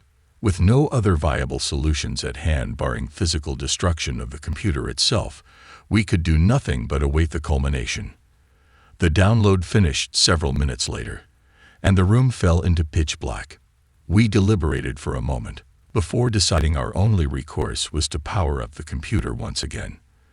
The mysterious file weighed in at an impressive 100,000 terabytes, enough to fill hundreds of normal hard drives, but just another drop in the ocean for the quantum computer. Once full mobility was achieved, a single never-before-seen prompt filled the screen. Unknown file type. Do you wish to execute the file? All attempts made to bypass the prompt failed. We quickly used a separate program on another screen to trace the file's origin, but to no avail. Now there is no hiding from a quantum computer behind a proxy or VPN. It uses an algorithm-based process combined with a ping response speed to determine probable origin up to an accuracy of 99.999%. We're talking response time measured in millionths of a second, but for a quantum computer, it's like the ABCs. Sure, it gets it wrong once in every million attempts, the point being it always has a guess. This time, however, we received a new message: unable to determine file origin. Lundgren took a step back and pondered the situation and wiped the beads of glistening sweat from his brow. With nothing else at our disposal, he realized there was only one option left. And so, he gave one last command. Open it. The computer began to render the file, the process taking several minutes to complete. It was entirely in binary code, and eventually translated to a single message. Upon completion, 2 words in a white font sat silently amidst a black background. I never thought 2 simple words could have such lasting effects on my psyche. Those 2 words that have made me question everything I thought I ever knew. The computer fizzled out moments later and shut down. All of us just kind of left after that. I returned home, overwhelmed by the events, and left with a mystic sense of terror instilled deep in my stomach. The following morning, I was called by one of the investors. He informed me that someone had broken into the lab late the previous night and sabotaged the operation. The lab was lit ablaze and soon reduced to a smoldering pile of ash, and the quantum computer was damaged beyond repair. Whoever had done it possessed a security card and seemed to know the exact process required to dismantle the automatic sprinkler system. Police held a single suspect in custody, a man who appeared as a neurotic mess in the center of a maniacal nervous breakdown. He was tried and convicted sometime later and declared clinically insane. He was ordained to a mental health facility in northern Sweden, and it is there that he remains to this day. That man's name: Henrik Lundgren. I've never been able to properly assess just what it was that happened that day. The event has left me shaken and confused in more ways than I could possibly list. I don't suppose I'll ever be whole again. I just can't be. I know the truth, the reason for our meager existence. We had reached out far beyond, and something answered our call. Whether or not it was truly what we would call God, I can't say. But I will say, after what I saw happen to Diavik and what became of Lundgren, I can't think of a better word for it. I think God is something we never could have imagined. It holds us all within the palm of its hand, and with a simple flick of the wrist, we would cease to be. There is no love, there is no salvation. There is only that which lies beyond the margins of reality, that which we have no possible hope of understanding. One thing is also certain: it is watching us, and it does not want us meddling in that which we have no business seeing. We are set amidst an ocean of infinite black seas, and it was not meant for us to travel far. That final message could not have been clearer, and any time I find myself drifting, I remember those two simple words relayed by the quantum computer in its last moments of life. Turn back. Play with me, it said. I stirred in my bed, my eyes drowsy and heavy. A yawn blew out of my mouth. I was seconds away from falling deep into my dreams, but the voice shook me back to reality. Play with me, it repeated, a child's voice, one that I came to recognize early in my childhood. I laid with my eyes still closed, denying the fact that I woke up. I still felt exhausted and at the verge of passing out. If I just relaxed a little longer. Play with me, it muttered, but his tone somehow changed. It didn't come out with anger or hostility, but somehow it snatched my attention immediately. It sounded hopeless and lost, and it felt as if those same feelings provoked me at that moment. I imagined my bed forming lips right below where I laid. For some reason, this image stuck to my brain. Play with me. Play with me. The words continued to barrage my mind, leaving me restless and frantic. Now I wanted to open my eyes, but some mystical force kept them from splitting open. The lips on my bed moved and hummed. I felt a chilling vibration under where I laid. A tongue stretched out of its lips and licked my entire back. I tried moving my limbs, but just like my eyes, they remained paralyzed.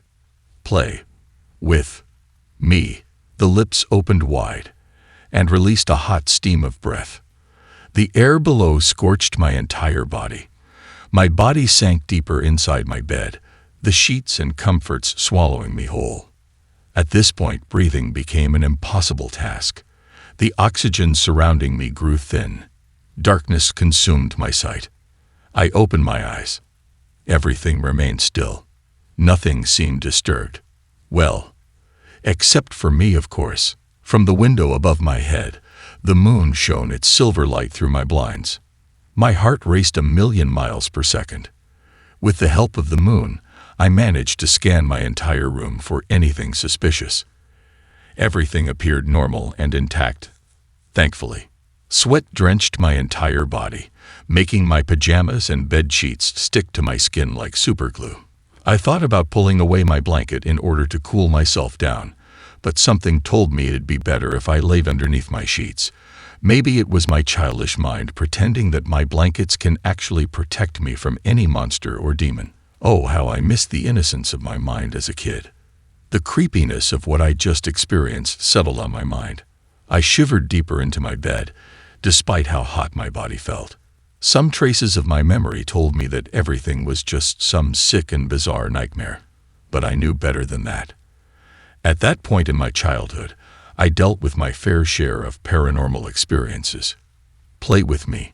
I heard the child's tenuous voice loud and clear. As calm and as gentle as the child's tone sounded, it somehow pierced the silence inside my room like a sharp knife slicing through human flesh. Worst of all, it stimulated whatever emotion I felt the most at the moment. And currently, anxiety took hostage of my conscience. I peeked at the closet door that stood across from me. The moonlight provided full clarity of the entire wooden surface. Both doors remained closed, just how I left them right before I slept. A noise came from behind the closet doors. It sounded like someone or something shuffling in between my clothes. The first levels of trepidation kept my body at bay. I wanted nothing more than to run away, but the child's voice already drew me in with its mystical hands, and they refused to let me go.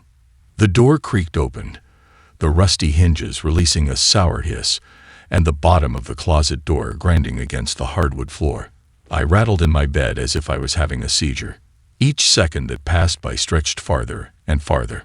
More movement occurred behind the shadows the closet door created. I struggled hard to gather my thoughts, but they scattered themselves and blew far away from my mind, like pieces of paper against an autumn wind. Play with me. I heard the child better, now that the closet door didn't restrict the full volume of his voice. That was worse for me, however. I tried bottling in all of my terrified emotions, but the bastard broke the glass free and let my feelings spill out of my skin and bones like blood from an open wound. At this point, I thought I'd drown in my sweat. The child stepped forward. I heard the sound of his soft and delicate foot tap against the floor. I strained my eyes harder at the closet door, trying to catch a quick glimpse at the boy who had been disturbing my sleep for over a year now. Every time I try, however, I always failed. The child always hid himself amongst the shadows. He took his time approaching me, as if hesitant and fearful of my own presence. When this happened, I began feeling sympathetic towards the poor child. I reminded myself that every night he paid me a visit, he never tried to hurt or harass me. Sure, he sometimes scared the crap out of me, but this seemed unintentional. It was only my own head worried and paranoid about the unknown. Nothing more. The child swayed closer to where I laid. What more can I have done but just lay there and let the boy do as he pleased? Some of the nights the child crept out of my closet door, he spent most of his time gazing at my direction. Even though I couldn't tell if he even had eyes to look at me, I still sensed his glare on my face. At first, this really freaked me out. I mean, who would enjoy being stared at as you try to sleep? But it almost felt as if he was guarding me from my own nightmares. But always, no matter what, he asked the same question over and over again. Play with me. I never responded back. I always just fell back to sleep, or waited until the sun rose, and the boy returned back to my closet, or wherever the hell he came from. That night, however, I finally spoke back. Okay, I whispered, my words leaving my lips like syrup drooling out of my mouth. What do you want to play? The boy stopped walking. I knew I surprised it somehow. The nervous energy that transpired between us almost felt like something tangible. I waited with patience to see what would happen next. The child shrilled and let out a loud shriek. I joined in on the screaming, as if trying to compete who can shout the loudest. Immediately after this, the boy's entire presence vanished from where he remained. But before the boy disappeared, I spotted something weird about him.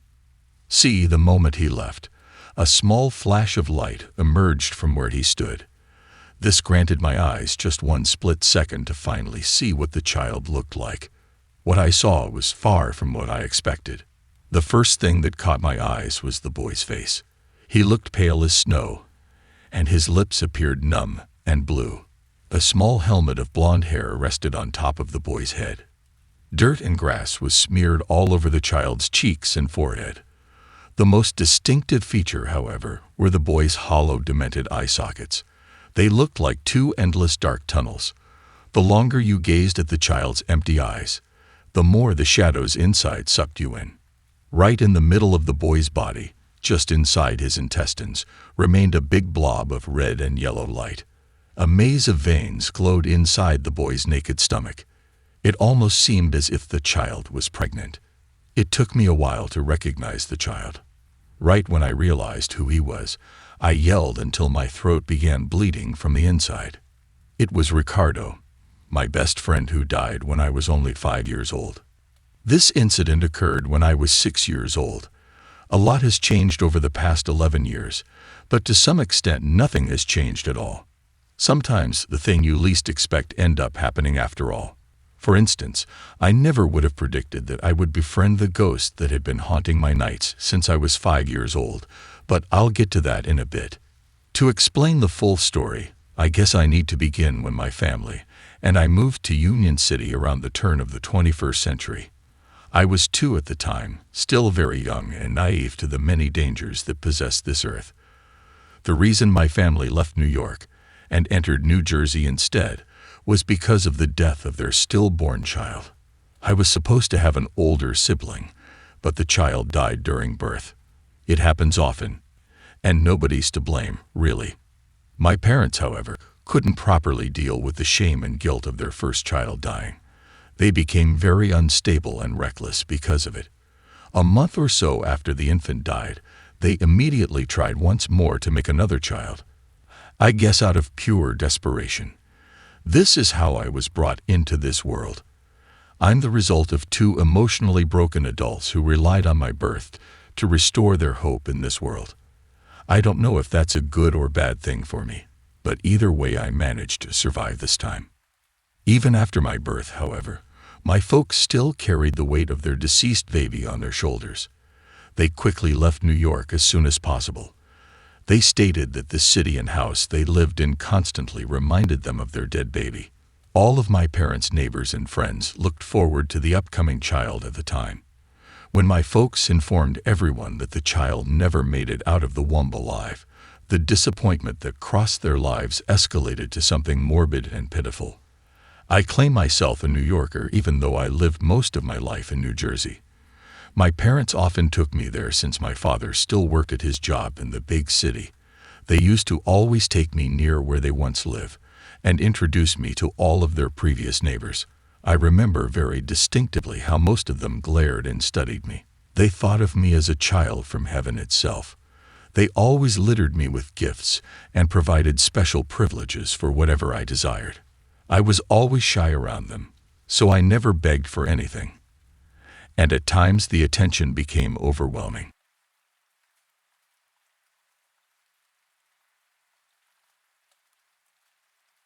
During some of our trips, however, I began noticing the hidden depression in my parents' hearts once they spent a little too much time around their old house. I once caught my mother crying inside one of her best friend's room when I was 4. When I approached her and asked her what was wrong, she simply shook her head, a waterfall of tears rushing down her red eyes, and took hold of my back and shoulders with her bare arms. My mother embraced me with a gracious hug and whispered in my ear how much she loves me and how lucky I am to be a part of her life. Her moist and warm face rubbed against my own cheeks. At some occasions I would have found this annoying, but I sensed and empathized with my mother's pain, even at such a young age. Even though I had no idea what the hell was going on, I still knew that I needed to hug my mother strongly in order to make her feel better. Despite the setbacks my parents faced, they somehow found a way to move forward. At such a young age, I learned to be grateful of the circumstances that passed through my life. Some parents might have fought and divorced each other if something this tragic ever shot at their lives. Some parents might have relied on drugs and alcohol in order to mellow out the agony dwelling deep in their hearts and soul. My parents decided to act differently. They looked at me as inspiration and chose to dedicate their life into raising me right. They thanked God that I had survived and took it as a sign to make the best life for me. For this, I owe them all of my regards, and I can't be any more appreciative for what they've done. But nothing could have prepared the 3 of us for what hit me when I turned 5. My close friend from kindergarten passed away around that time. His name was Ricardo Hernandez. I knew this kid since I started school at the age of 4 in Preek. We met there, and that same first day we instantly became best pals. I remember we couldn't remember our names the first few weeks, so we just called each other amigo. It was adorable. As bashful as I was, I somehow managed to be comfortable with him only. We just clicked. I can't seem to explain it any other way. Ricardo died from breathing problems. I didn't quite know the specifics back then. I just knew that he needed to remove his tonsils. Ricardo's folks scheduled the appointment to proceed with the treatment as soon as they found out. I think a day or so before the surgery was supposed to happen, Ricardo died in his own bed while watching cartoons. The hospital told his parents that the dysfunction on his lungs wasn't anything that serious, but I guess they must have overlooked something important. Death has a way of messing with my parents. If the Grim Reaper does exist, then that son of a bitch must have some grudge against my mother and father. They reacted with devastation at the news of my best friend's sudden death. They knew how close Ricardo and I became, and because of this friendship, my parents ended up befriending Ricardo's folks. Like any decent adult would do, my mother and father comforted and mourned with my best friend's parents together. I guess they also understood how it felt to lose a child at such a young age. This was just what my parents freaking needed. Right when they finally overcame all odds and learned to live with the death of their infant son, life or God, or whoever the hell finds some to remind my parents of their most stressful and dismaying point of their lives. When I first found about the news, the principal from my school visited our class and delivered the awful story. The day before this happened, the other students and I caught our teacher, Ms. Ventra, crying and moping near the hallways. Out of all of her children, she cared and respected Ricardo the most. He always charmed our teacher in a way that amazed me as a young kid. His death really impacted us all. I mostly handled the situation with apathy, and I don't know if that makes me some emotionless monster or not. Children understand a lot despite their age, and I was fully aware of what happened to Ricardo. All of my classmates were. He died, and he was never coming back. This fact stuck to our brains, and nothing would be able to take it away. Don't get me wrong, I felt like shit on the inside. I lost my only friend who brought something out of me. I really didn't get along with all of the other kids. It's not like they bullied me or anything that came later, but I just chose to isolate myself from them. What got to me the most was witnessing my parents circle around a difficult depression once again. For the next month or so, the environment inside my house consisted of nothing but gloom and hopelessness. Every time I walked inside, I just sensed the sadness seeping into my head and emotions. My mom and dad tried encouraging everyone to feel better, and sometimes I actually believed that we were healing from this tragic point in our lives. But at the end, these futile attempts were met with everyone giving up. I felt disgusted with my parents and myself. A year or so after Ricardo's death, I began experiencing these unexplainable paranormal interactions. They began around the time I was 6. Late one night, I think it was Saturday, I was snuggled in my bed with the lights off. I was playing my Nintendo Game Boy Advance at the moment.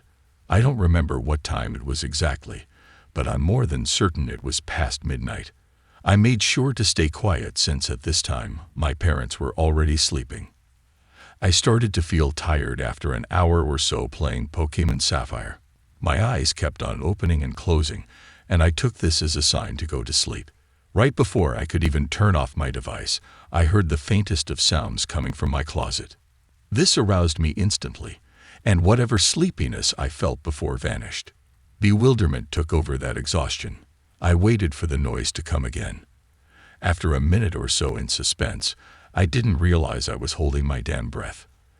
I held my Game Boy above my face, the screen flashing its colorful lights on my eyes. I pressed start and saved my file. But I didn't turn off my device. I needed it as a source of light. I aimed the device towards my closet door and waited for something to happen, anything. A loud bump sounded off behind the doors. I dropped my Game Boy right on my face. Ouch! I winced and rubbed my nose. A jolt of pain spread all over my face. Play with me. I finally heard for the first time. I lay paralyzed with apprehension. The sting on my nose suddenly seemed less important. For the first few seconds, I remained confused and a bit unnerved. Then that confusion evolved into frustration for not understanding what just happened. From frustration, I grew distressed and paranoid. Suddenly, the shadows inside my room seemed too dark. The walls appeared too thick. My blankets choked me a little bit too much. The pillows below my face felt as if they were suffocating me. The whole world was going against me. That paranoia fused with the worst of my fears. I went to scream, but my throat locked in itself. The inside of my mouth grew dry. I thought about jumping out of my bed, but dismissed that idea. Like any normal child, I resorted to my blankets for comfort and safety. I remember burying my body deep inside my sheets and refusing to open my eyes. Nothing else happened after that, however. I stood awake most of my time there, and when I woke up I suffered from a tremendous headache.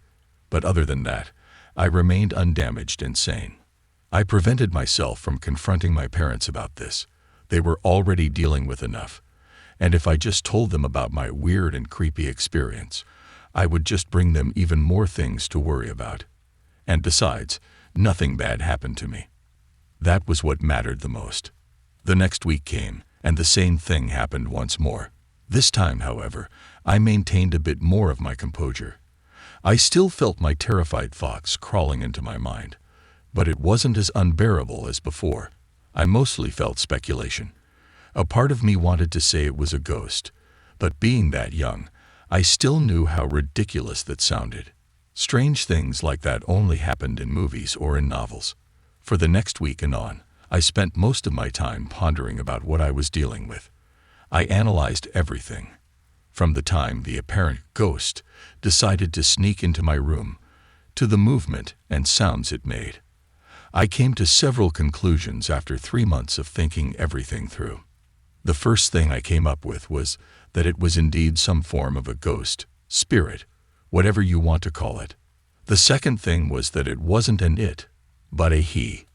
It took some time coming to this conclusion, but it was obvious. The voice said it all. It sounded light and ethereal, yes, but it contained a bit of roughness that only boys can pull off.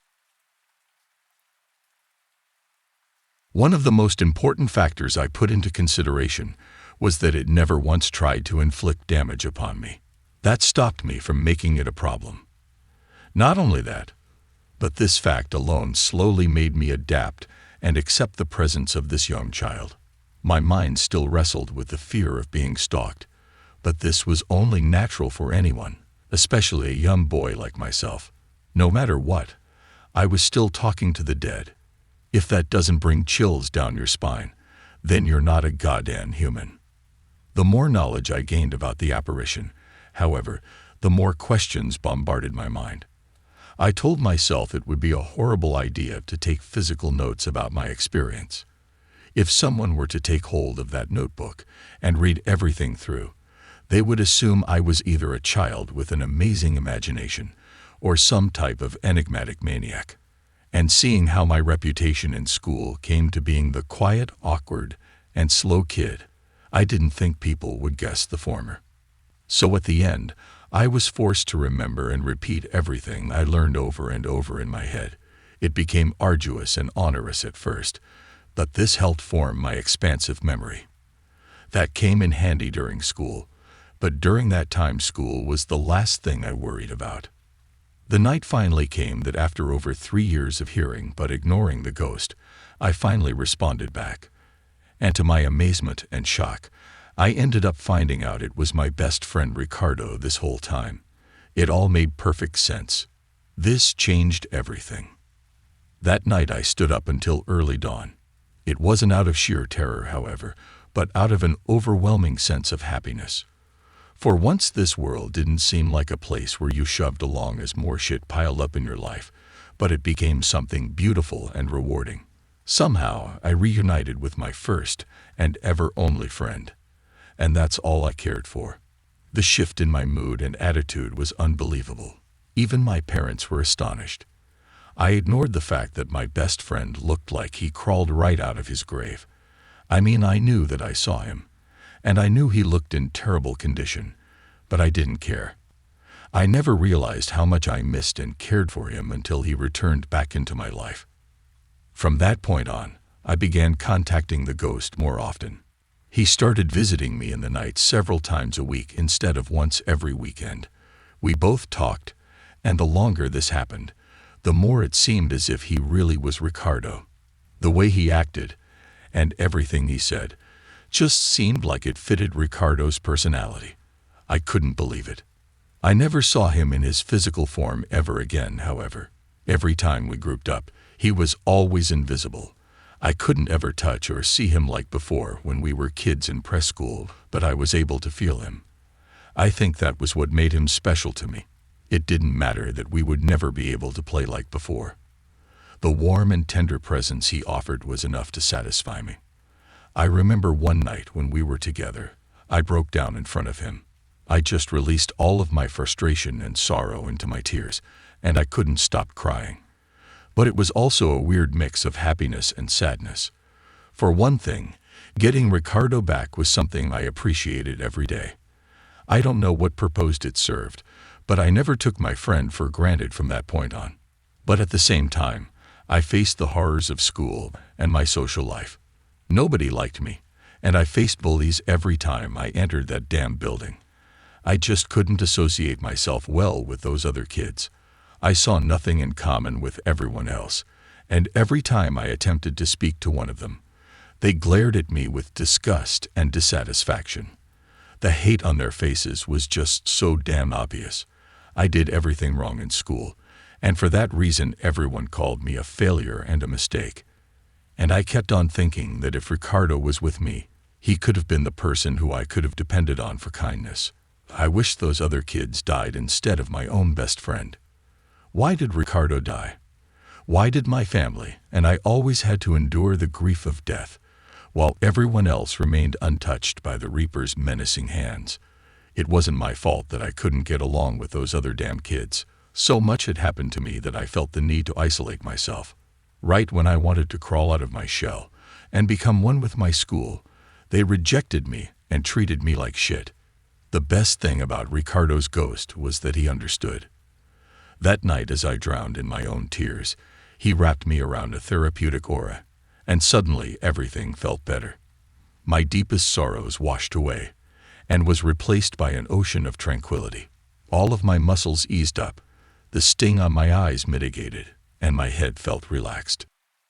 He kept me locked around his comfortable aura, even as the first rays of morning light slipped through my open curtains. This startled me. Ricardo has never stood up this late with me, and I knew he felt aversive towards any type of light. I tried wiggling away from his presence, and told him to leave now before anything bad happens to him. But he kept me secured, and whispered to my ear that he was going to be all right. Even then I wanted him to leave. My greatest fear was losing Ricardo again, but he told me to trust him. And that trust is the true foundation to any stable relationship. Ricardo said that true love is giving someone the key to your destruction and trusting them to not abuse you with that sacred knowledge. So I listened and followed what he said. For the first time, I trusted someone outside of my family. And when dawn rose up, and I saw how Ricardo remained the same, I knew then and there I didn't need anyone else in my life. As long as I had Ricardo, my one and only true best friend, I could survive in this world. That's why when he abandoned me the moment I entered high school, I almost killed myself. It never made sense to me. He just left without a hint of where he would be. I told Ricardo everything, from my darkest secrets to how I truly felt about this world, and he departed off with my trust within his grasp. He disappeared, and when he left, Ricardo took a part of me with him. I felt so disconnected with myself. We raised each other together. Throughout my whole life as a young child growing up into a teenager, he has been there for me every step of the way. Every bully I fought, every girl that denied my love, every person that refused to be my friend, Ricardo was there to witness it all. I knew the consequence I would face if Ricardo and I tried stabilizing our friendship in this world. Nobody would believe me that I was talking to the kid who died out of lung failure in kindergarten. People would just see me as a goddamn weirdo. And to be honest, I wouldn't blame them. I mean, it was pretty weird. Sometimes I needed to pause from my distorted reality and really take in the fact that the person I loved the most was a goddamn ghost. It felt natural to me, but I knew that from an outside perspective, it must be the craziest shit ever. But I thought it would be worth it, separating myself from everyone else. I'd come to like the fact that I was unique and that I had something, or better yet someone, that nobody else had. This helped rebuild my confidence and made me a more assertive person when I entered middle school. I still kept to myself, but I no longer felt inferior among my classmates. In fact, I settled into this hubris personality that I found everyone to be pieces of shit that didn't deserve my goddamn companionship. The only people who mattered to me was my family and Ricardo. Everyone else could rot in hell for all I care. Ricardo helped create some of the best moments in my life. He was always the imaginary best friend who I jumped along the couch with. Ricardo and I played with our variety of toys, and we always used to act out these wild ideas in our heads. It was always a fun time with him. My parents grew a bit worried about my mental state around the time I was 11 or 12, and I was still pretending I was talking with an imaginary best friend. They thought I was a bit too old for that. Not only that, but it didn't help that I had no other friends, and that they never saw me with any one of my classmates. I never invited anyone over, so they knew the type of reputation I gained from school. Placing all of these factors together, I can't blame them for thinking that I was, in some type of way, psychotic. One time, the three of us talked about it, and I gave them some of the honest truth of my situation. Of course, I didn't mention the fact that my old friend Ricardo was living with us, but I informed them that I really hated everyone in school and that I had no friends. But I told them I didn't mind and that I found a way to have fun all by myself. I explained that I relied on my imagination in order to cope with the fact that nobody liked me, and that sometimes I went overboard and actually thought my characters came to life. I made a deal that I would stop talking to myself if it really freaked them out. My parents agreed, and in the end, they were very understanding. They had an idea that my childhood really messed me up, so it was okay if I behaved the way I did. They accepted my weirdness, and for this I loved them even more. But they didn't need to worry about anything. Later on, as I stated before, Ricardo left me. In a way, this was worse than when he actually died in kindergarten.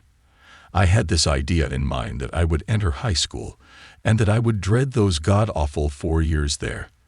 I knew that I needed to prepare myself for all the harassment, all the fights, all the unwanted attention, and everything else that made my life a difficult pain in the ass. But I knew that at the end of the day, I would have Ricardo to pick me up whenever someone knocked me down. So when that bastard left me to deal with everyone's shit in that goddamn school, I died inside. I felt so betrayed and alone. This resulted in my worst behavior. I started the fights with the other kids, and I made sure I never backed down. Even when I almost punched a kid to death, I felt no remorse. The rational switch inside me flicked off, and I unleashed all of my frustration and pain towards anyone who had the audacity to try to ruin my day. Jesus, my brain felt as if someone completely changed every function of it. I couldn't think right and forget about sleeping. I became a chronic insomniac. My world became a mess yet again. So that was my life the first 3 years in high school. Entering my senior year, I didn't give a shit anymore. I didn't know what direction my life was heading towards, but I just couldn't care. I became this placid and dull adolescent. I wasn't scrambling fights with bullies, but at the same time I stopped myself from starting new friendships with other people. I trusted nobody because of Ricardo. So when that bastard introduced himself to me once again last week, it turned my entire world upside down. What great timing. Out of all the times he could have re-entered my life, he chose now. Right when I stopped giving a shit about my own existence. right when I completely forced him out of my thoughts and emotions. He decides to whisper his signature catchphrase and act as if he hadn't left me for 3 goddamn years, filled with nothing but despair and suicidal thoughts. Why couldn't he have come when I behaved like an asshole in high school? Where was he when I returned home from the outside world with tears flooding down my eyes, wishing that I could just change the way my life turned out? Why couldn't he have come to help me when I had the tip of the knife just an inch away from the vein on my wrist, ready to slice my flesh open and drown in my own blood as I bathe in my tub? Where the hell was he then? No, he doesn't deserve a warm-hearted homecoming. I know he plans on visiting me this upcoming weekend. As much as I should be happy, he needs to know how much I suffered. I at least deserve a goddamn apology. I still love Ricardo, but he and I know that we need to talk this through.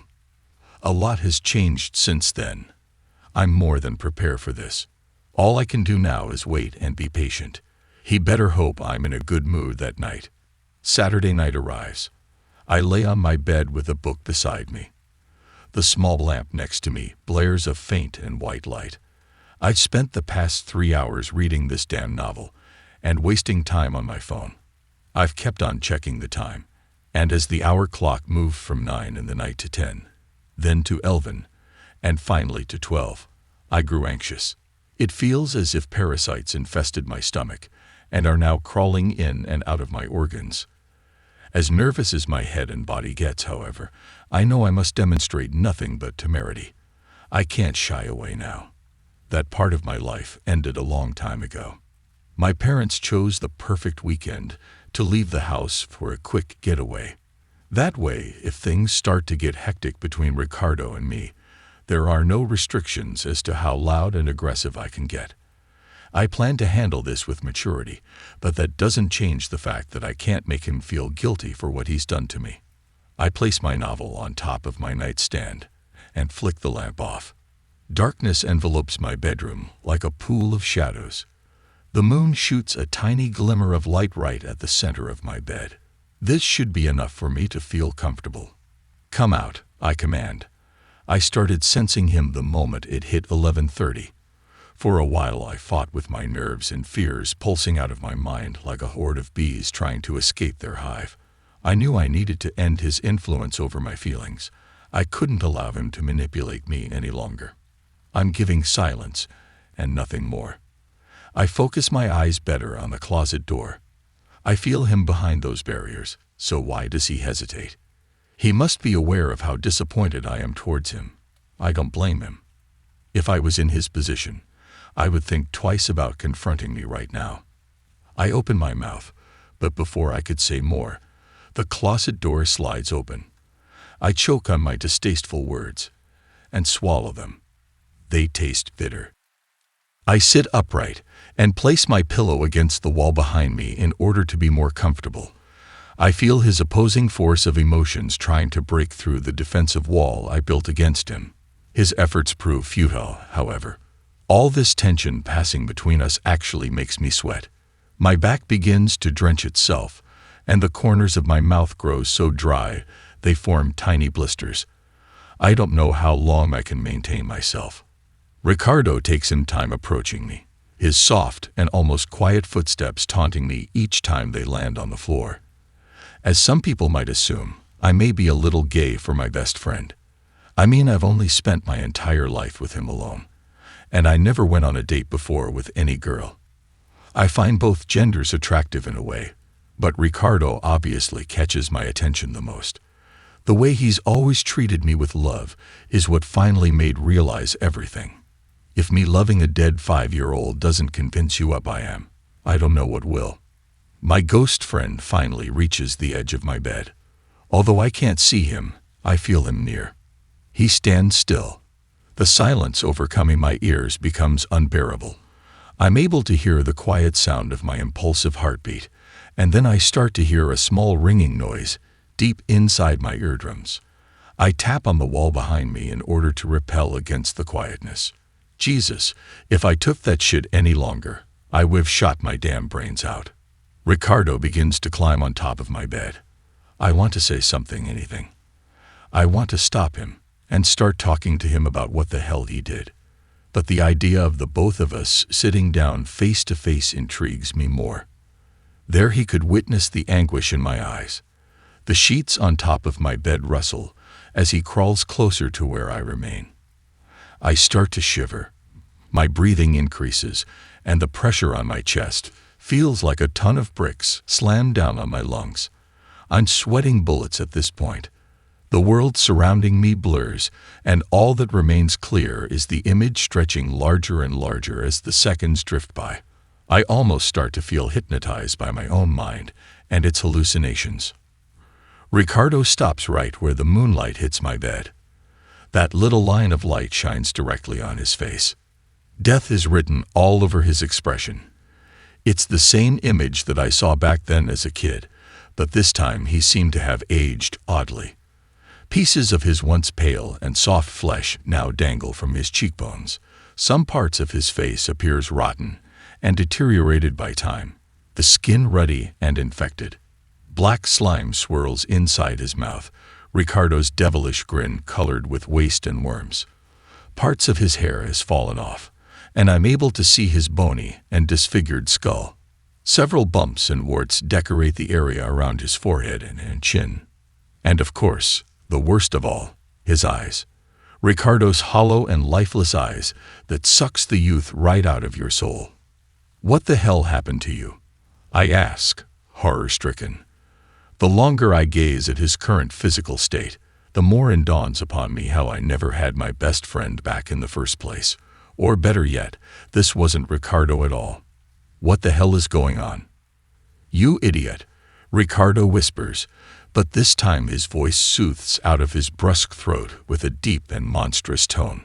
Black and demonic tentacles begin to sprout out of his cords. They drip with black blood and seem as sharp and deadly as a goddamn dagger. Something else emerges from behind Ricardo's dead body. Before I can pay attention to what it is, I'm distracted when those black whips slither closer to where I sit. They tangle around my limbs, neck, and body. A silent cry escapes out of my trembling lips, and before I could shout for help, for anybody to please help me, one of the vines closes around my mouth. I try yelling through the thick and moist tentacles, but all I manage to produce is a low muffling sound. Ricardo pulls me closer to where he sits. I shove and wiggle my shoulders and legs, but the more I try to fight, the more the vines tighten. I feel the blood circulation on my bare arms and legs end. The tight knot tied around my neck begins to crush my throat. I figure I would be panicking, but at the moment I feel nothing but a loss of hope. I won, the ghost child says, although he no longer sounds like a little boy. His voice makes the bed and walls shake for God's sake. I won, and there's nothing you can do about it. All I can do is glare at his empty eyes and wonder whether a piece of my friend dwells inside this demonic species or not. I can't believe I was able to outplay you like this. The spirit screeches and then emits a low and gurgling laughter. You're such an idiot. I'd thought you would notice later on, but no. I made a fool out of you. Just what the hell is he talking about? Even now, you have no idea what's going on. The demon mocks me. But I can't blame you. After all, you forgot about me. Just like Mommy and Daddy forgot about me right when they had you.